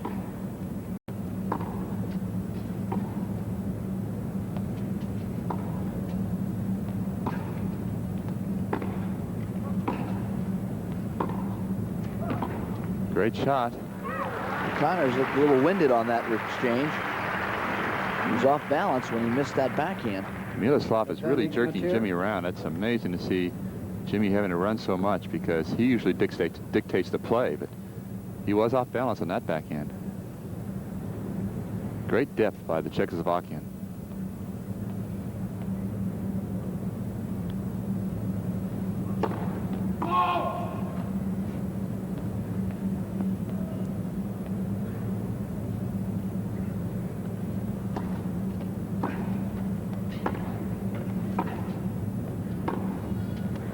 Game Mecir. Not a bad little forehand. He got that on the rise perfectly. Slaps it down the line for a winner. See, Jimmy is well in the court, hit the shot, but then he's a little bit off center here, and Jimmy can't get to another ball. I've never seen him be wrong-footed quite as much as this match. And I think it's because he doesn't read the stroke production. It's the first time he's played this guy, and it's hard to read that topspin swoop. Absolutely right. 15 love. Donald and Stan, Wielander made an interesting point, too. This kid really can jerk the ball crisp cross court. Great angle. As we watch Connors here, really lean into that ball on that two-hander. I think that's causing this wrong-footedness for Jimmy. He can't handle those cross courts as well as the down the lines. Out. 30 love. 30 love to the server, Connors, who again has fallen behind in the second set by a service break. He trailed 4-2 the first set, snuck out of it at 7-5, and now is down 1-3.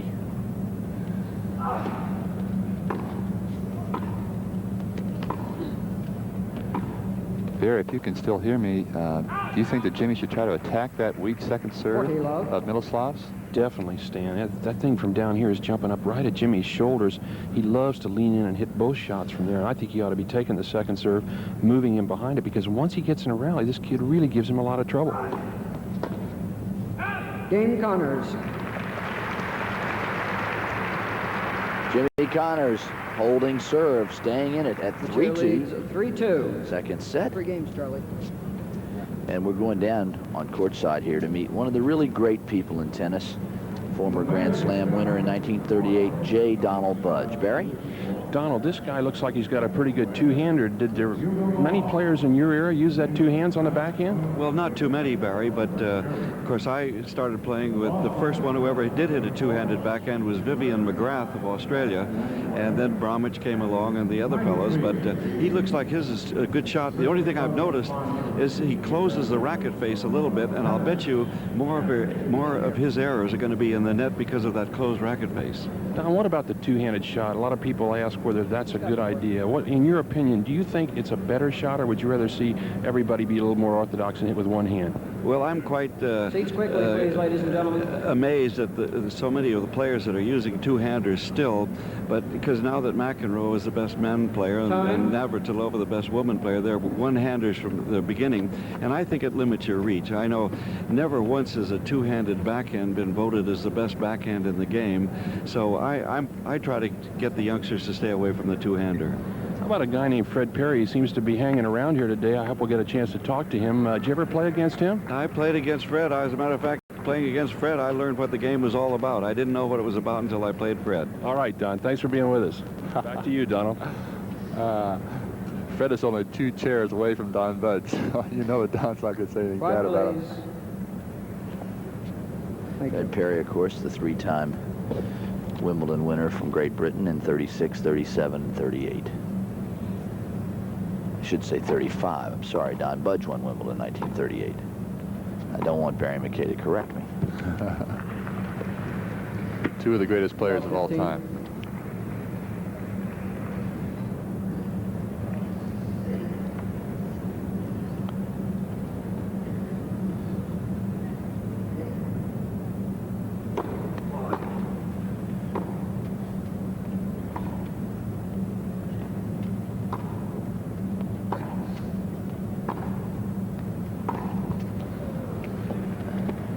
Connors doesn't like the ball now. He's going to walk in and squeeze it because he can't understand how he missed that backhand to the center of the net. He doesn't miss many of those easy backhands, that's for sure. First set, some interesting statistics. No aces. There's Fred Perry, the great player from Great Britain. Angle, just missed. No aces in the first set by either server. 1 double fault by the Czech. 12 winners by the Czech. Not 1 outright winner by Connors in that first set. I find that hard to believe. Unbelievable. First serving percentage. There is Don Budge's wife and Fred Perry sitting side by side.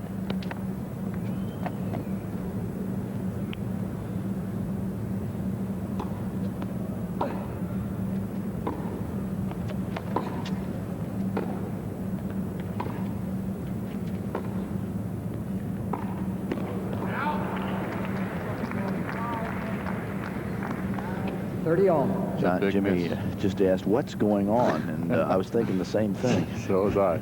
That was an easy backhand approach shot. Jimmy's got to get his concentration level up higher.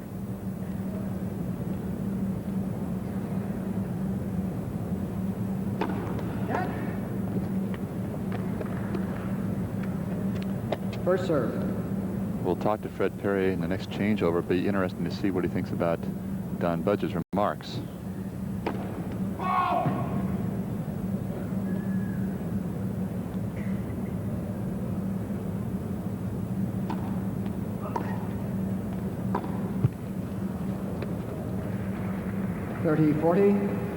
Break point for Connors to get back even at 3-all. And he will try to climb on a second serve if he gets a chance. When Middleslav hits that cross-court forehand angle, he hits it very low, so he can't hit the tape. It's not quite accurate enough.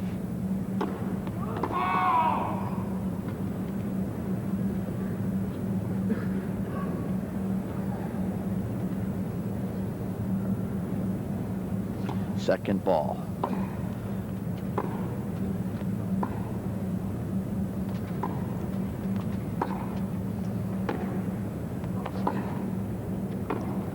Great shot, right on the line. No retort for that shot. Look at this backhand. He sets up nicely, as Villander says, a great backhand. Very accurate, right on the sideline. We're at deuce. Second set, center court at the Spectrum in Philadelphia. The Bell U.S. Pro Indoor Men's Semifinals.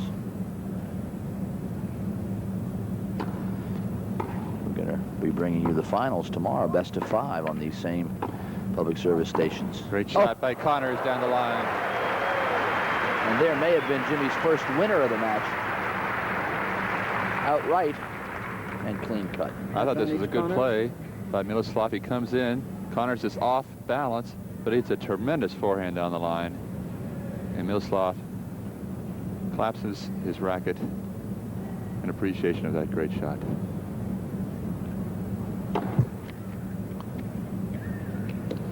Santana used to do that. He used to hit his hand against his racket as a form of applause for his opponent's shot.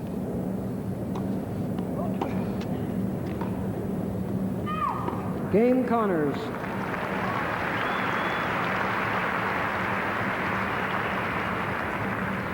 These championships 3-all.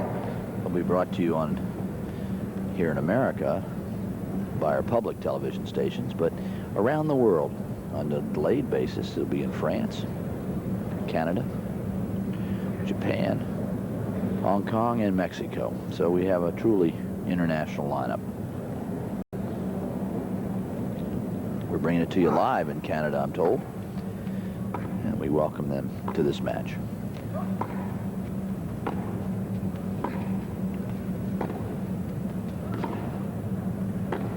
Oh, another clean winner with a forehand.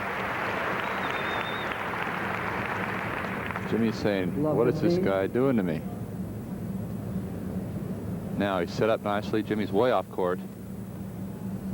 Powders it. No chance for Jimmy to get to it. There's always been a great international media corps here in Philadelphia ever since I started playing here. They come from all over the world, and they really support this tournament.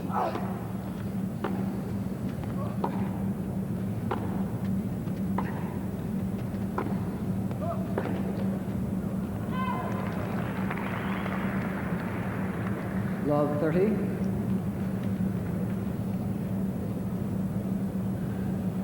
One of the things I like about Miloslav is that he changes the pace of the shot. He doesn't overhit if he doesn't have to. He'll just block it back and then wait for his opening. John McEnroe is also very good at that tactic.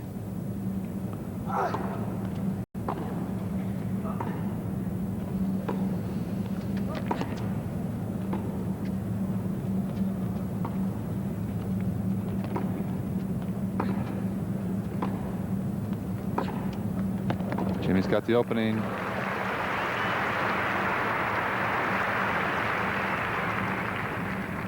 You'll see Jimmy come in with a very nice approach shot here with a forehand. Very well hit.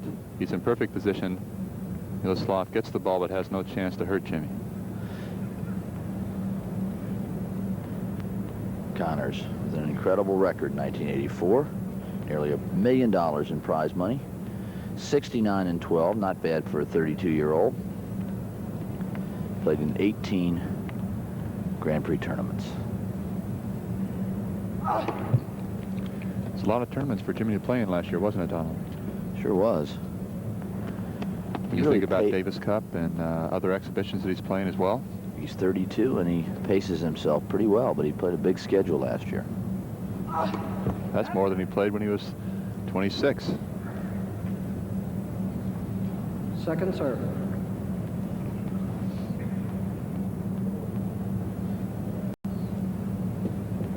He's worked his way back from 3-1 down to 3-all as Connors serves from the far end. I don't understand why he doesn't come in more. Here he comes. He's got to keep the pressure on young Czech, I think. 30-all. It not only puts the pressure on the Czech, Miloslav Mecir, but it also makes him play better. If he's more aggressive, he plays better. Here's his record, $53,000 won. He's 22-19 in matches, and he's played 19 tournaments last year. It's about 500, a little over 525, 30 player.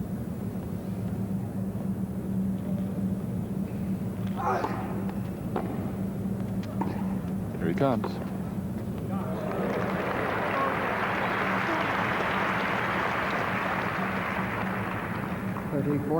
We'll see this shot here. Jimmy hits a very good approach shot. It's deep, but Miloslav gets it very early and gets it cross court before Jimmy can get close enough to the net.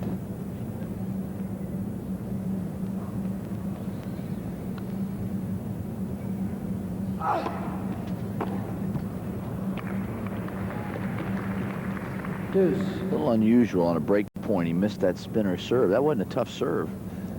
I think he was expecting that wide backhand, and Jimmy wisely changed pace to the forehand.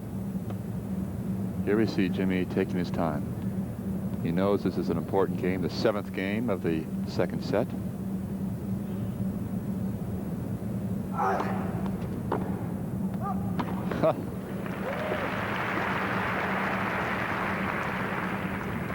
Advantage, Mecir. Now this is a dangerous point for Connors. Mecir having the service break point, lost a 3-1 lead just a moment ago and lost his serve.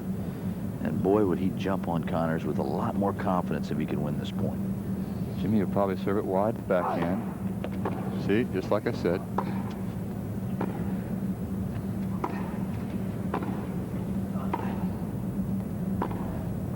Angle. Here comes Jimmy. He's there. Oh! He's not only there, but he looked like John McEnroe in tight with a little drop volley. Connors a darn good volleyer. He doesn't come in quite enough, in my opinion. This is a miss hit, which gives Jimmy an opportunity to come in. And he plays a little coy shot here to Jimmy's backhand, but Jimmy hits an unbelievable cross-court drop shot. Miloslav was going for it, but he just had to smile. No chance.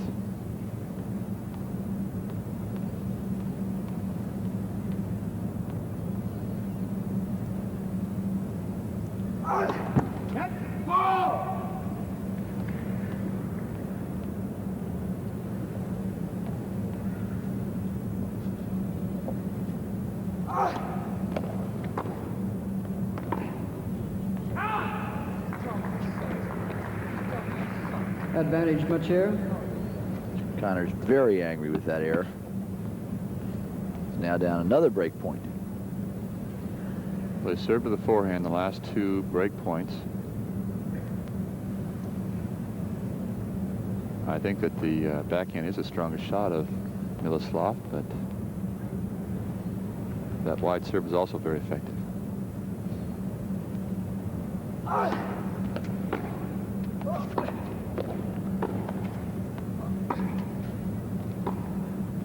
Angle.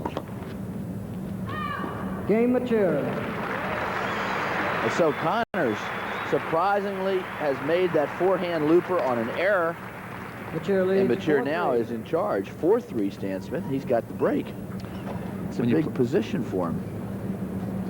It really is. And before you answer that, we're going to go down and ask Fred Perry, the Wimbledon champion 3 times running from England, what he thinks of this match. Barry McKay?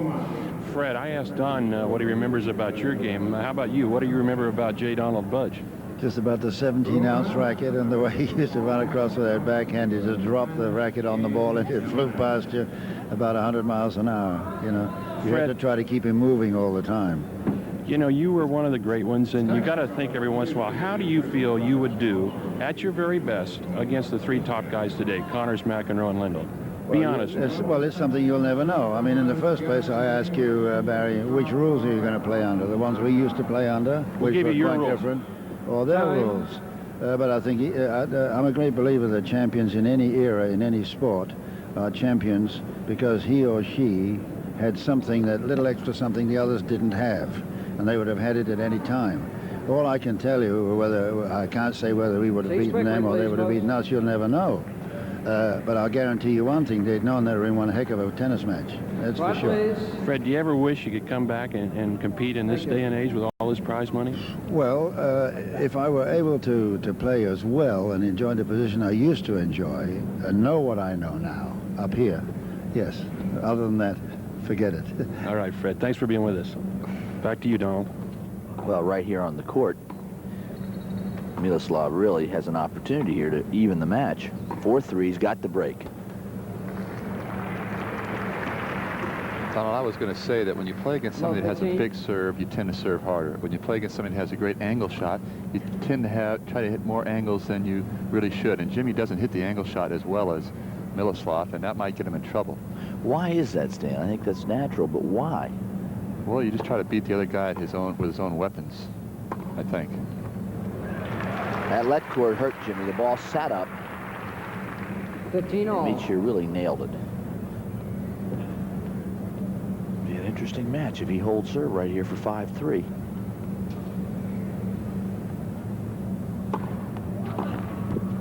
Great serve. A little more speed on that serve than normal. 30-15. If Miloslav improves that first serve, and particularly the second serve, he's really going to be tough out here against the top players.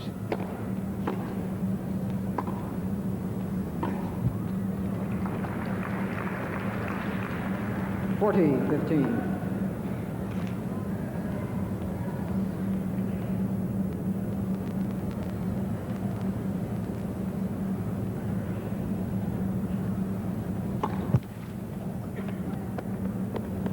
Now Jimmy will move in on this return of serve, take it about a yard inside the baseline, but he doesn't attack after he hits it. He just hits it back and then gets into the rally.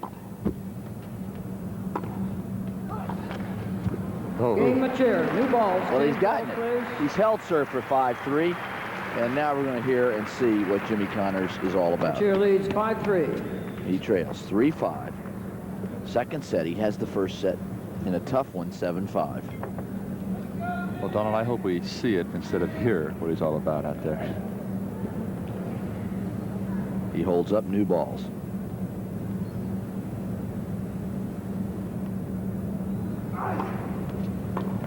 Great serve.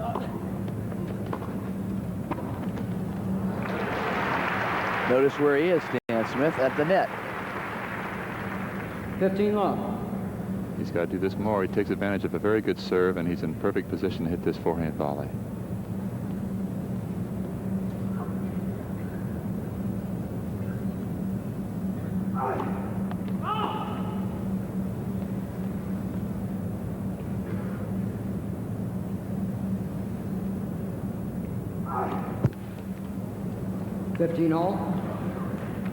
I think today, especially the last 10 years, the younger players have less respect for the older, more experienced players. That's the way I feel about you, Stan, talking to me. You couldn't have said it better. No, that is true. The computer, the worldwide circuit has really equalized the game, and it's based on your last performance. That's where it comes from. He's jerking Jimmy around badly here. Oh! Although I do think that many of the players that we're playing against a Borg or a Connors have a lot of respect for what they've done in the sport and the titles they've won. Oh, certainly a player like that, that when they win the big ones like that, the players really respect them. But when they go out there, they think they can win.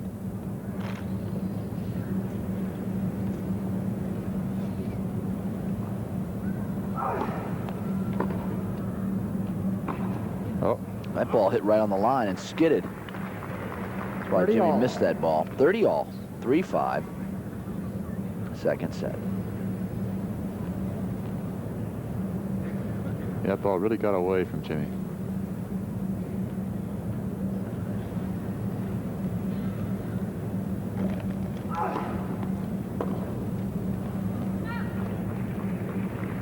$40-30.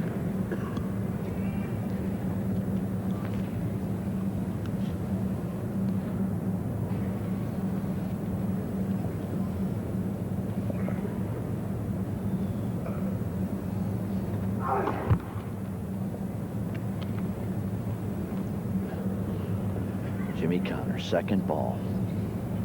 Trailing 3-5. Game Connors. But he does manage to hold, and now he is only down 4 games to 5. Second set. Mecir leads 5-4. And Stan Smith, he's got to break serve now, or he's into a third set. We're seeing some great tennis here by Miloslav. He really can play the game. And he's hitting so many great angles that Jimmy has been wrong-footed probably 15 times during this match. What do you think's the reason that Connors, Stan, can't read the ground strokes so well of the Czech? Is it he hasn't played him much before, or is it really the stroke production? Well, I think it's because he hasn't played him much before. That's one thing. Plus, Miloslav takes the ball very early, particularly on the backhand. And on the forehand, he hits it with an open stance in many cases. And so he can hit that thing off with a forehand like this, or he can hit a very sharp angle as well with a forehand. Well, tell us a little bit about Stan Smith. I was reading the record book, and I should have said at the beginning, you won this tournament in 1973. It's rare that we have a winner up here. Please, quickly, please. What are your plans in 1985? Well, Donald, I'm going to play a lot of the Grand Champions tournaments. I'll play another Grand Prix tournament. I'm involved in many exhibitions, and I'm actually more busy now than I ever have been in tennis. Okay. We're going back to courtside, and we're going to watch and see if the Czech, Miloslav Mecir, can hold serve at 5-4. Barry McKay, who do you like this game? I like the Czech, Donald. He seems very relaxed. He doesn't seem to be bothered at all. And the one thing he's doing extremely well from where I'm sitting is changing his pace and continuing to hit those short angle shots. He's got great control. I think he can win this game. I'm usually the kiss of death, however. I was going to say, for his sake, I'm sorry I asked, but we shall see. Well, Barry's not hitting the shots for him. He's got to produce here, and the crunch is on. And Connors, I think, thought that ball was a fault. 15 love. Linda Furnish did not. Well, he certainly didn't go at that ball 100%. Maybe hoping. I don't know whether it hit the line and skidded by him or whether he thought it was a fault. But it's a big start for the Czech. 15 love. He's coming in. Another high lob.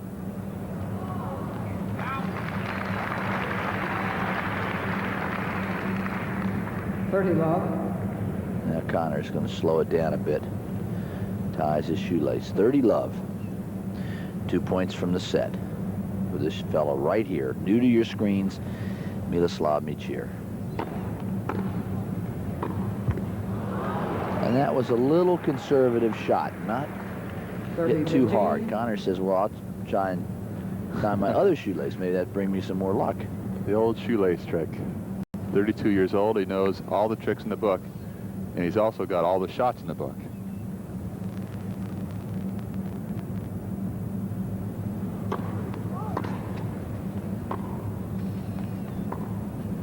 Change of pace.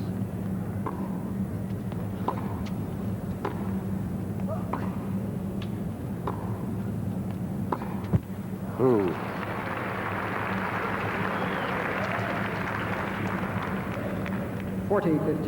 Jimmy ripped that forehand. He wanted to end the point. And fortunately for him, it did end the point.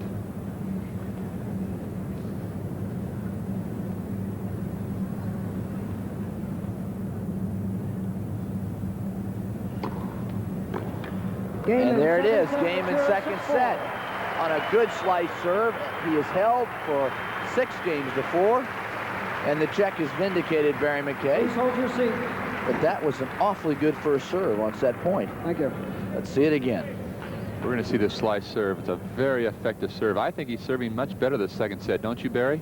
Definitely, Stan. You know, he doesn't have a big flat serve, but he really mixes it up, and he uses that leverage to get that great angle all the time. Love 15. He not only is able to do it on the ground strokes, he's now starting to really hit that ball short and wide on the serve. For a right-hander, he pulls Connors out pretty far. We've talked about the left-handed serve, but he's got a good one into that deuce court. Love 15, first point of the final set. Well, Arthur Ashe used that serve very effectively against Jimmy Connors in the Wimbledon final back in, what was it, 75, Donald? 1975. Arthur. He also changed up the pace, as Miloslav is doing here. I don't put him in the category of Arthur Ashe, but he's quite a talented player. He sprays that backhand there. I just would love to be coaching Jimmy Connors, Stan, you know, and say to him, come on in on every shot and see if it would make a difference, because he's been hanging back. He's been trying to sort of groove his ground strokes. And really, he's been out-dueled from the baseline. He was lucky to get out of the first set at 4-2. He has been out-dueled. He's been out-angled for sure.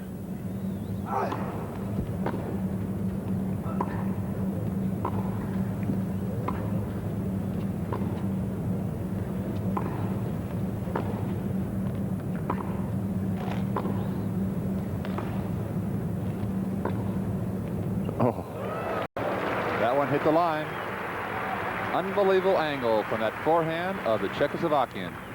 We'll see this one again. Jimmy pulls him wide on an angle, but he returns the favor with an unbelievable short angle.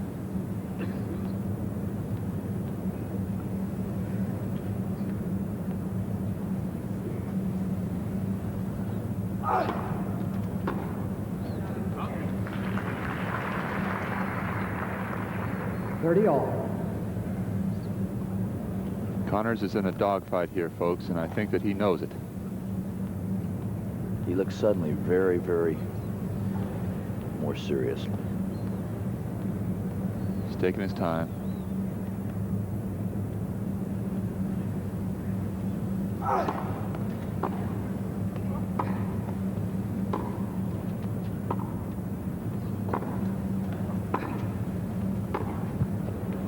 Stan, what goes through a veteran's mind when he's at 1-all here in sets and he's playing a youngster? Well, I think that he knows he can win the match. He's got to raise his concentration level up so he doesn't make any of those careless errors. He's done that quite a few times in the second set. He's hit the ball short and allowed Miloslav to hit the angle on it.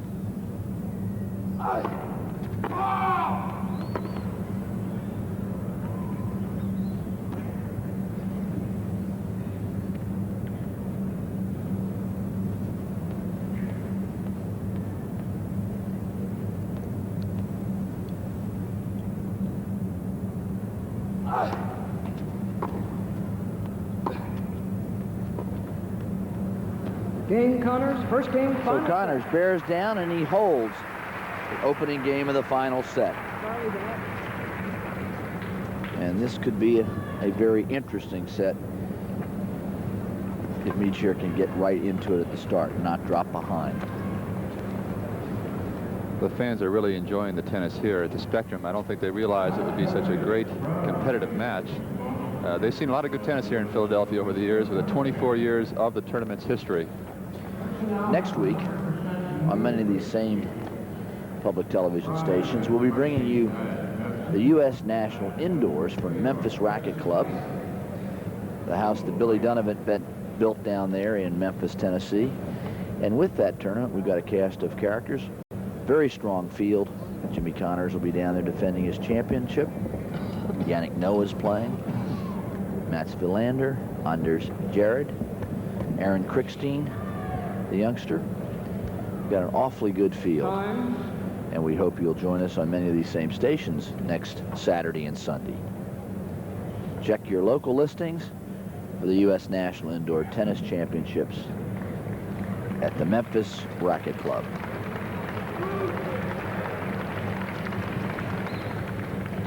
Okay, here we have Carol Dell, the pretty blonde. Right behind her on the shoulder is Marilyn Fernberger, the tournament director, with her husband Ed. And I'm the godfather of one of these girls. It's either Christina or Alexandra Dell. Her twin is sitting right next to her. The Dell family is a familiar family here in the tennis world. The girls are much prettier than the male counterpart. They look like their mother, thank heavens. I second that. Now Connors is starting to attack and get a little more aggressive. Love 15. What I loved about that, Stan Smith couldn't tell the twins apart. They are I'm going identical, to tell I'll them. tell you. I can really tell when I get up close, though, Donald. Uh-oh, Connors sprays that forehand. 15 all. He's had a lot of unforced errors on that side. The first set, he had 24 unforced errors.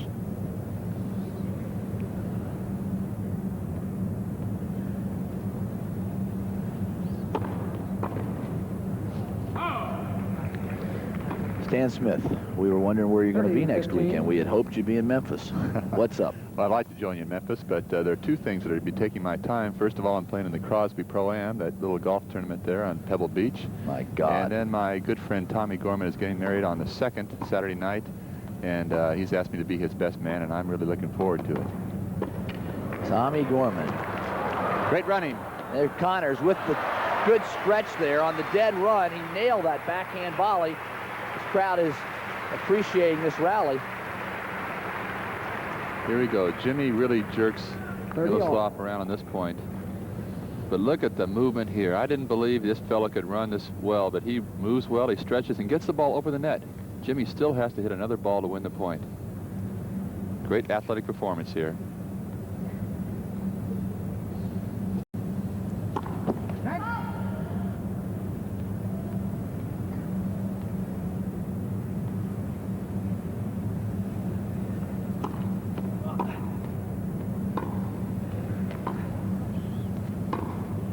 Oh, another winner.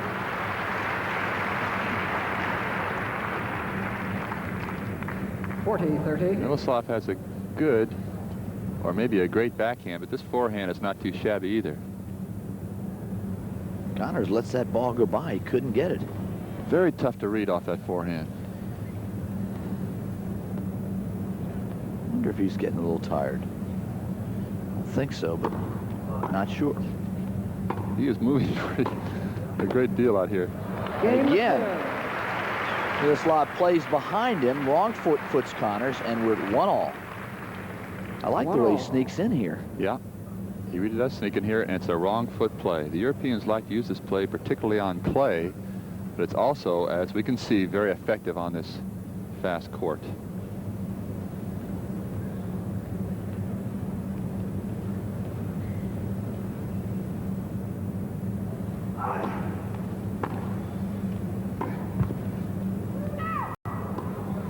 Love 15. Let cord goes sailing wide.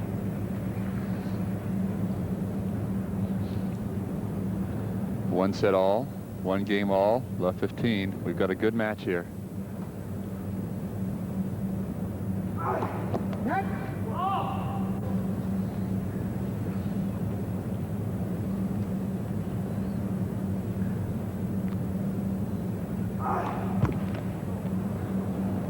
Love 30.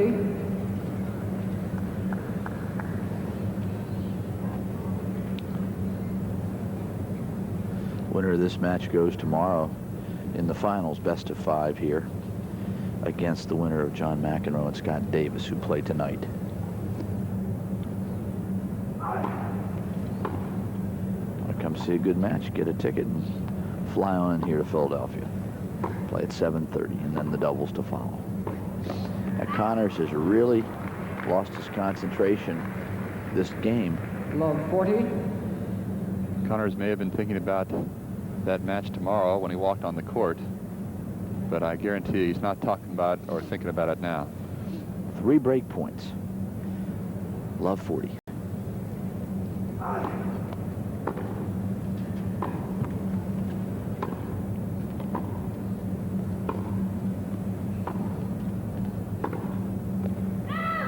Just missed by about 2 inches.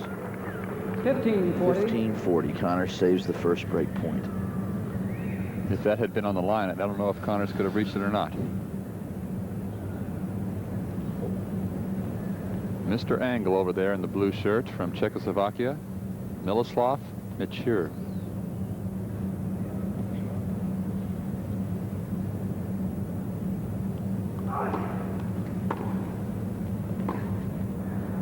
Oh. Game Mecir. And Connors sprays that forehand by 10 feet over the baseline. He's lost his serve. He leads 2-1. And he is very unhappy because now he knows that hill is getting higher.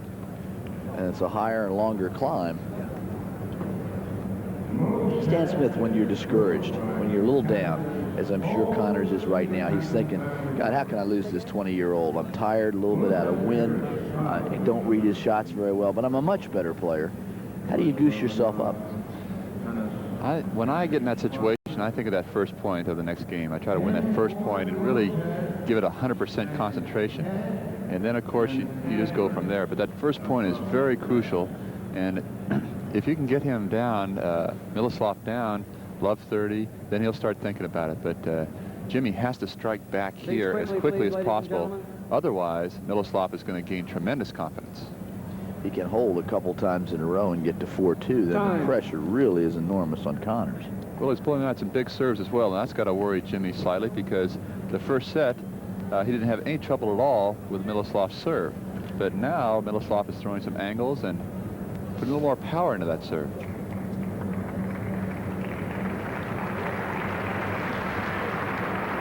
In the second set, on the statistics, Miloslav had 1 ace and 1 double fault. Connors had no aces and no double faults. Miloslav also hit 7 winners. Connors 2. First serves were 78% to Connors, 62% to Miloslav. That's an interesting difference.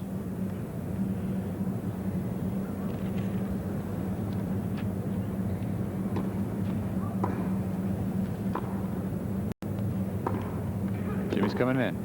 He's got the volley on his racket. Connors has come net now 12 times in the match and won. Love 15. Excuse me, he's come in 18 times and he's won 12 out of the 18 points at net. 2/3. Well, Connors was in perfect position for that forehand volley. I agree with you, Donald. He has to take that approach shot and come in, even if he does get passed occasionally.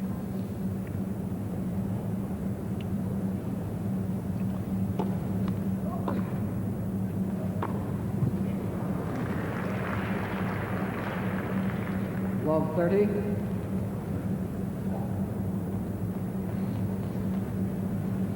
This is a position he wanted.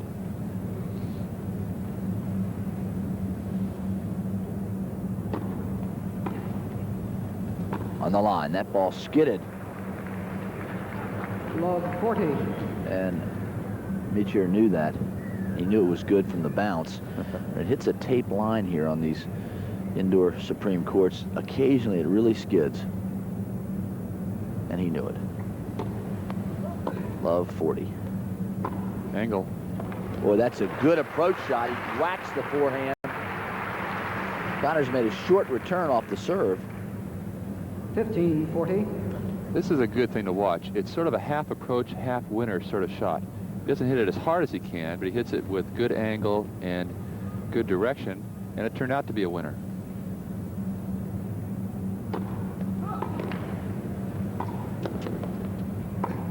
Oh. 13-40. Miloslav just knocked the ball back just past the service line. Jimmy had all sorts of shots to hit, and he chose the wrong one at the top of the tape.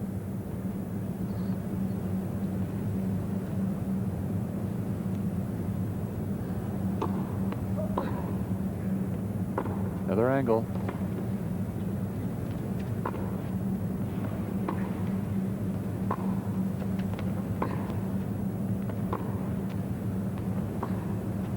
Good depth. Unlucky. Connors looks like a gunslinger there with the twirling of his racket, but he's not happy with his play. That let cord boomerang wide. He had a break point, and he understands very well that he needs a break of serve quickly before the Czech gets confident. We're at deuce. This match nearly 2 hours old. We'll be staying with you right to completion. We're doing it live on the public television stations in America. Boy, 3 break points here. Love 40, now it's deuce. From the Spectrum in Philadelphia.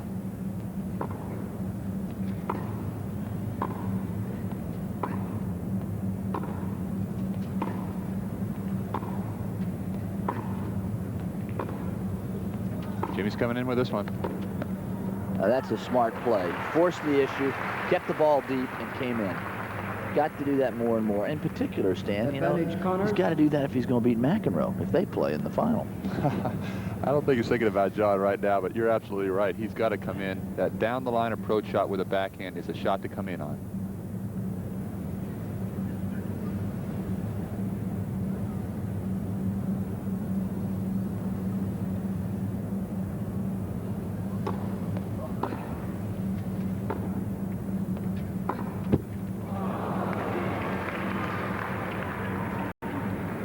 Jimmy hits the ball so flat that he doesn't get many of those let cords like a player like Wilander or even here like Miloslav Mecir, because the ball doesn't spin up as it hits the net. It just kind of hits it and stops.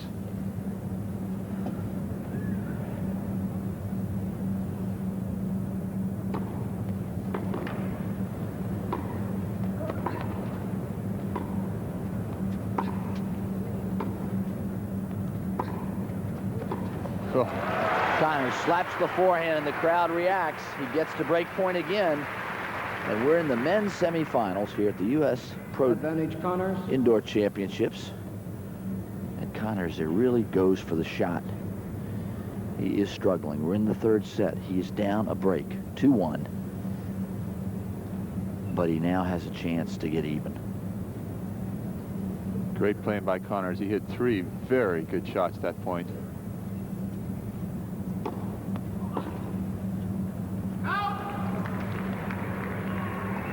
Deuce. Unforced error. It wasn't a particularly great serve. Jimmy's upset about that one. That was the 4th break point for Jimmy Connors.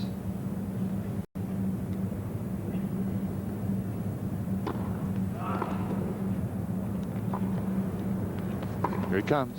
No, he didn't come in that time.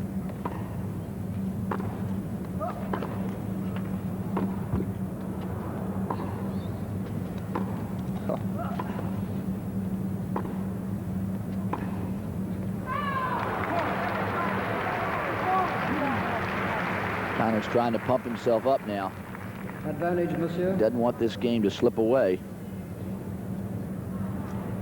Boy, the tennis is getting very good now. I tell you, that was great points on both sides of the net. Miloslav is up to every shot that Jimmy's hitting.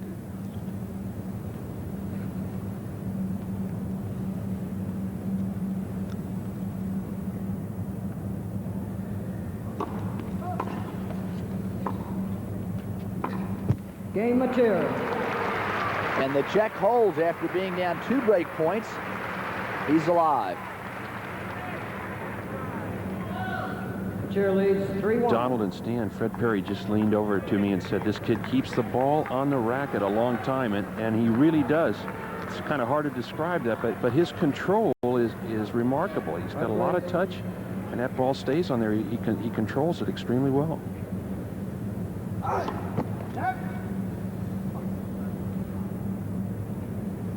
Miloslav does have a lot of feel for the ball. He doesn't overhit the ball unless he's going for a big shot. Very smart player.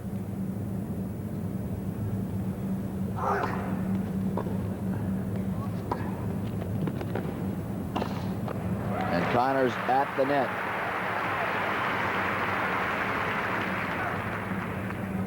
Love.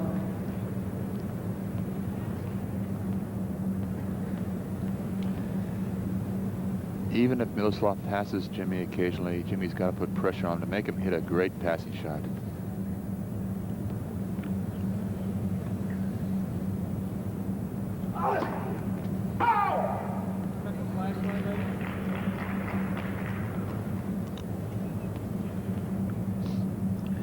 Miloslav was the Czech national champion in a closed event in 1983. And he missed that angle. 30 love.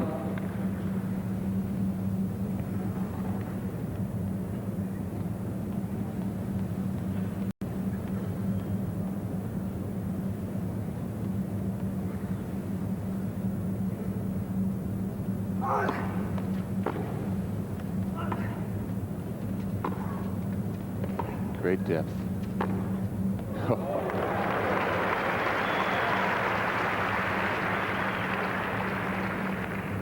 What a forehand down the line. Watch this setup here. He's got Jimmy behind the baseline, which is important. Again, deep.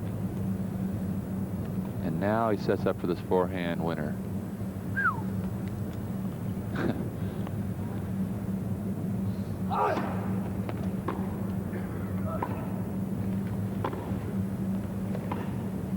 Too much. 30 all. 30 all. Connors making an uncharacteristic error off the backhand there. I want to thank our statistician, Sandy Janelius, today for her help. We're 30 all. Jimmy is a great competitor, but I don't like his chances at 4-1 in the third if he loses this game. 30 all.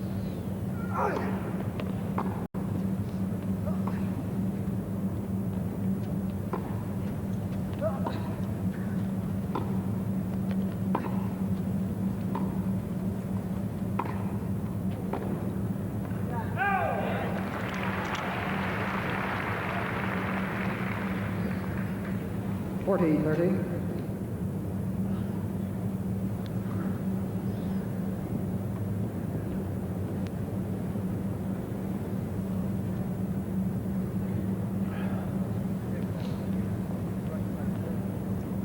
Connors hanging in there, 40-30.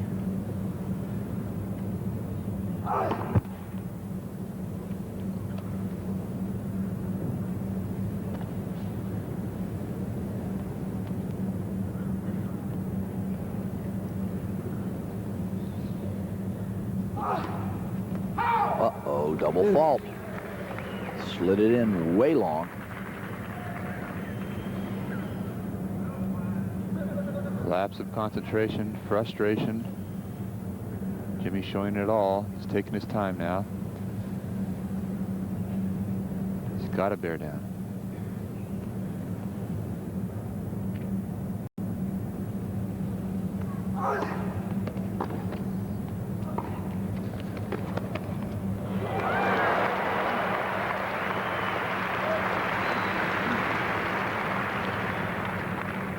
Advantage, Mecir. Jimmy hit a very good deep approach shot to Mecir's backhand and backhand winner down the line by Mecir. Took the ball very early. Biggest point of the match right here. Game, Mecir. And Connors hits that ball, and it sprays wide, and he's now down 2 service breaks here in the final set. 1-4. And here we are at the Ebell U.S. Pro Championships semifinals. National Indoor from Memphis.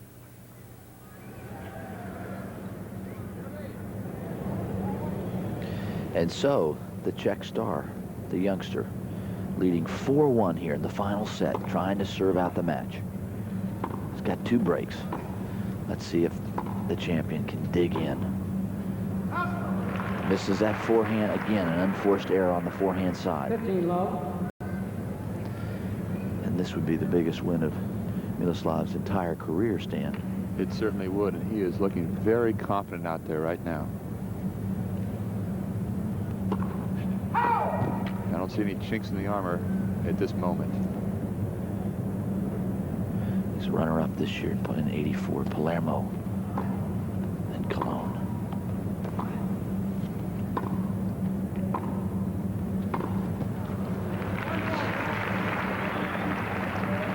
He was runner-up at Palermo. He played a great tournament, got to the finals, and played very poorly in the finals. But obviously here he's competing extremely well.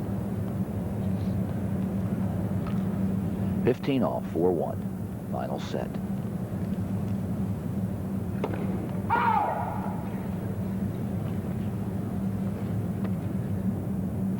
He's got to keep the same pattern of play going here. He can't change his pattern.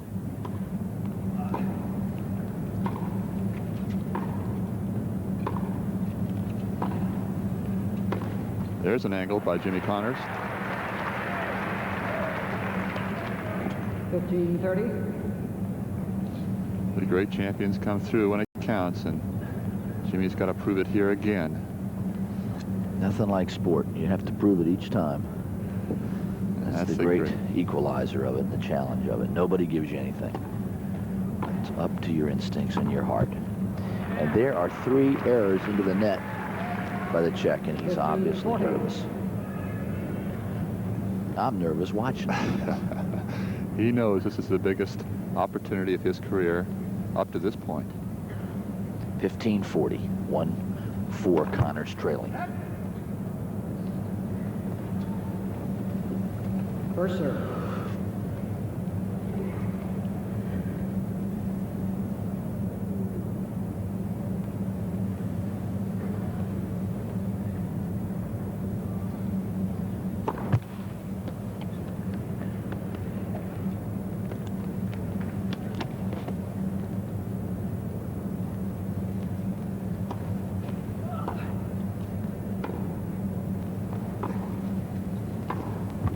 Game, Connors. Connors steals 1 break back on 4 errors into the net.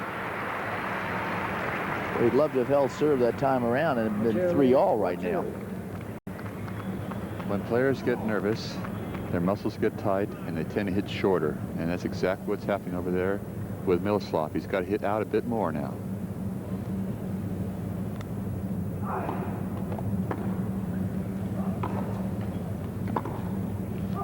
He hit out there with a good angle. Really jerking Connors wide. Love 15. Mr. Angle. I don't think Jimmy's been out angled like this ever before. Maybe Bjorn Borg did it to him once, but how early, this is incredible. Look how early he caught that ball stand to get it over there. That two-hander way out front, 2 feet. That's the key to keeping Jimmy off balance. He's hitting the ball early. 15 all.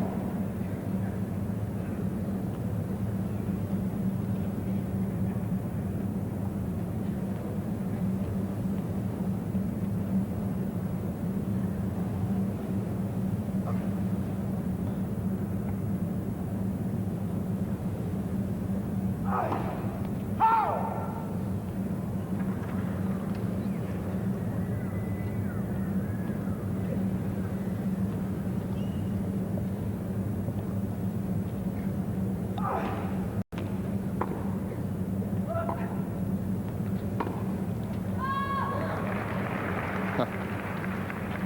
30-15. He missed one, Jimmy said.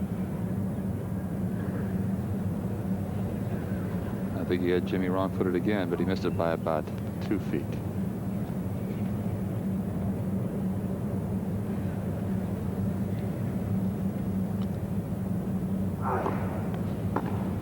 Oh. And Connors may sneak back in here in this match. 40-15. He certainly has done it 100 times before in his career. 40-15. He can get to 4-3 with this point.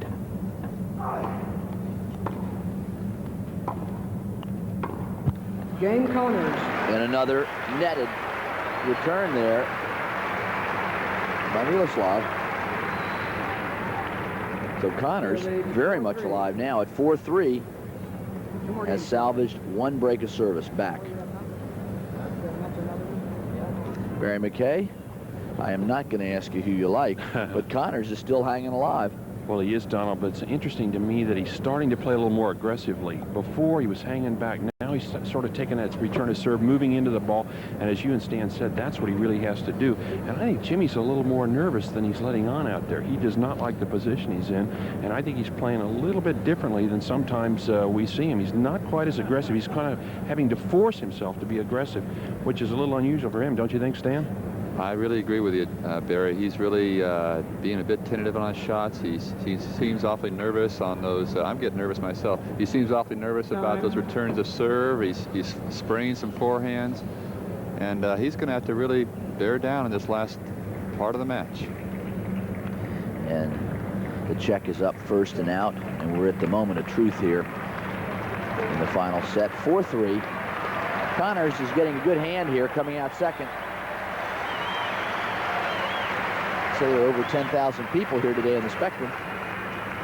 Well, you know, Rocky fought that big fight here, and I think that Miloslav has got the big fight right now, and he's the underdog, the big underdog, and I don't think Connors wants any more of him. So 4-3 final set. Semifinal action from the Spectrum in Philadelphia. Mecir serving. Looking very, very subdued, but that's the way he concentrates. He really spun that ball in. He shoveled that one in, and Connors missed it. 15 love. It's an easy air here. It's a nice deep second serve with a lot of spin. Rear near the line. Connors misses. Pretty easy shot there.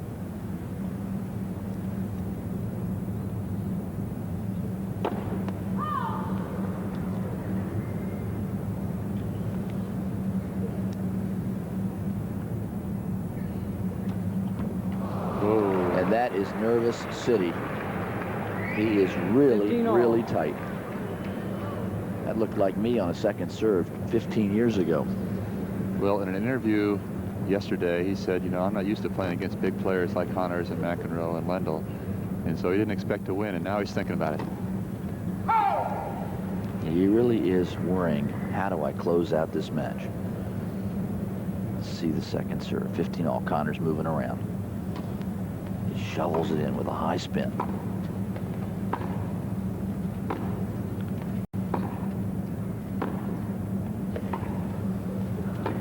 Oh, good shot. He's in. He's got the volley. Well, Stan, if you're going to rally with this guy on the baseline, I'd keep it on his forehand side a little more. That backhand really hurt Connors. Well, this forehand here is the one that really put Connors in trouble, and he comes in behind it. He's got an easy volley. 30-15, 4-3. The Czech serving. Final set.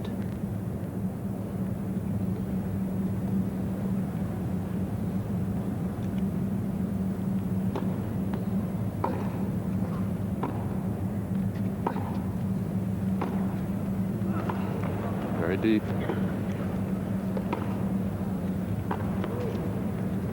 Jimmy's got a chance to open the court up, and he does.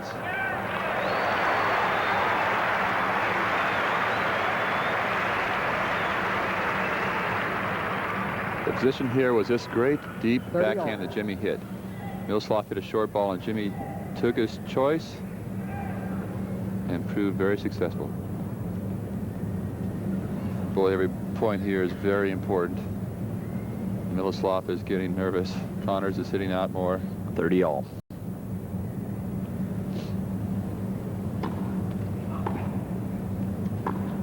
Great shot. Trouble. And there's no question the nerves are killing him. He's never been in a position like this, and that was not a tough lob. That ball's short. Watch it. 30-40. Opens the court up here beautifully. Connors runs it down, hits that lob. He's way out of court. A little short, and look where he hits it, Stan, on the upswing. He misjudged it or something. Well, he couldn't get his elbow back quite soon enough and hit the ball in the early part of his frame, the close part of the frame. Didn't meet the ball soon enough.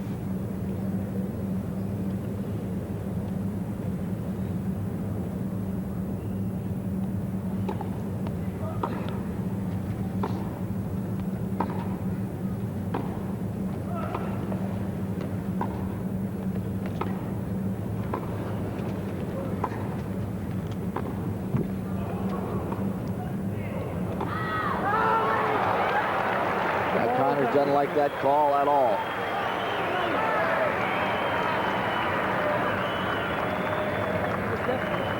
Definitely out. Definitely out. You saw that one and you don't see this one. Deuce. Connors in frustration. It's hard to know whether that ball was good or not. Chair umpire Zeno foul yelling definitely out. This is definitely one you can't overrule because it's so close and it's so far away from the chair umpire. Awfully close. Maybe looked a little on the wide side or on the edge. How can you tell? You can't from the chair, that's for sure. Wouldn't he better from the chair just to say, I can't overrule, it's too close? Because that's the purpose of the rule. I think you're right. We're at deuce.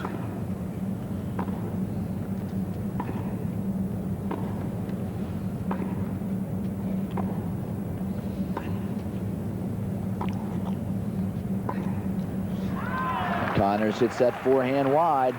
He has made a lot of errors on the forehand side throughout the 3 sets of this match.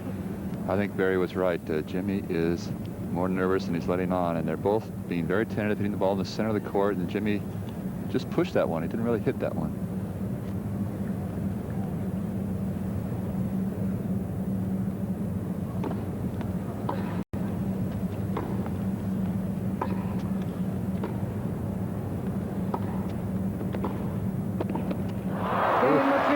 Connors got into the court there, into the net, had the drop volley, and really misplayed it.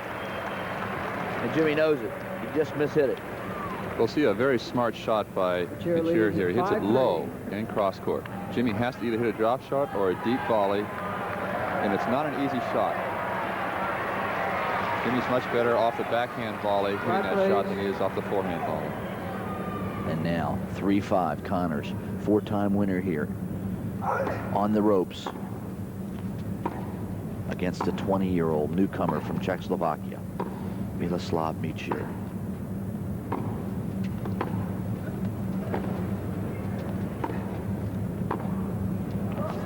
Good movement. Good shot.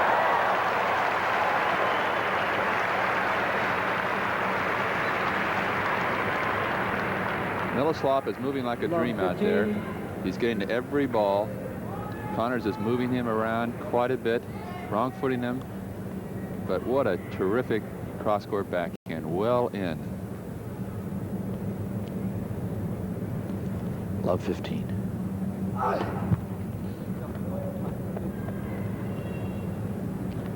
Mecir is fit as a horse. He's not getting tired.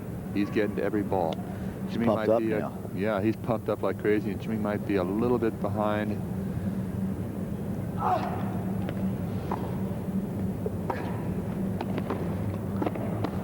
Great shot. And Connors dumps in that low forehand volley with a good 15 shot. all. Here he comes. Now it's a great cross-court backhand again, but Connors is on top of this one this time. It's the very one he just missed, Dan, that we saw a moment ago. Almost a carbon copy. It's really quiet here at the Spectrum.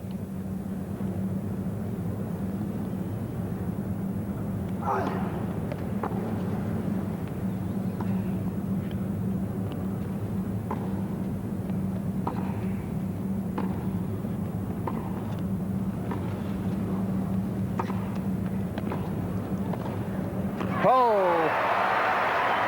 Can't make a better shot on a bigger point than that little half volley, drop volley rather. Boy, that's a good shot. We'll see Connors come in with a terrific approach, but a terrific backhand passing shot attempt. Connors, as I said, is very good with that backhand volley, and very good sportsmanship there by young Czech. He applauded him with his racket, as you saw on the screen. 30-15, Connors trailing 3-5, final set.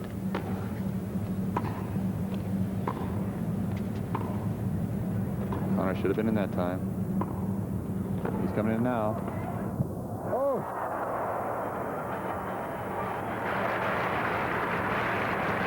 He misses that half volley. It stays on the tape. 30 all. Connors hits his great approach shot, but stays back. Almost as equally as good a approach shot, but then right on the top of the tape. Jimmy hit it well. Miroslav is now taking his time. He's moving very well out there, getting to every ball that Connors is hitting. 30 all. 2 points from defeat is the server.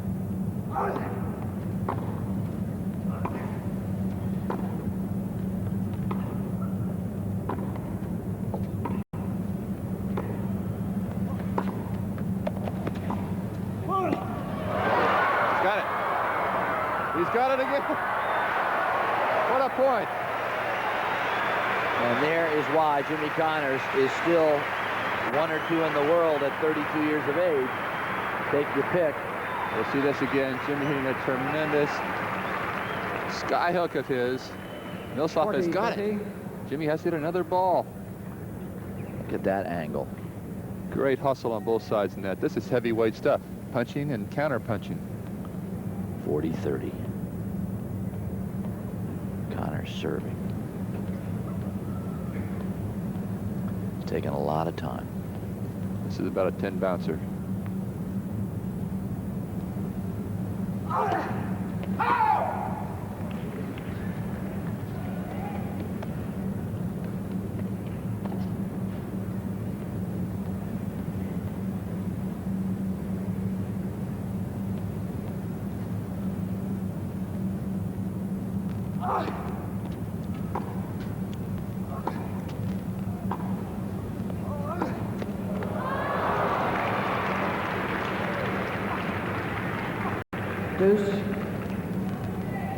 Well, you know that Connors respects Mecir's passing shots because he's pulling his shots a little bit too wide, afraid to hit that next volley.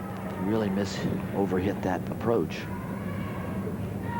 5, please. Or deuce.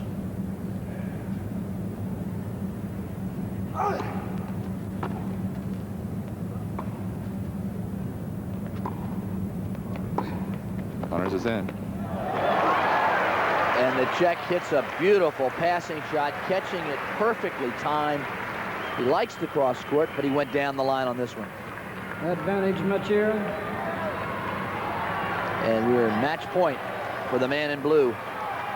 Biggest win of his career if he can get this point. Connors taking plenty of time. Plenty of time.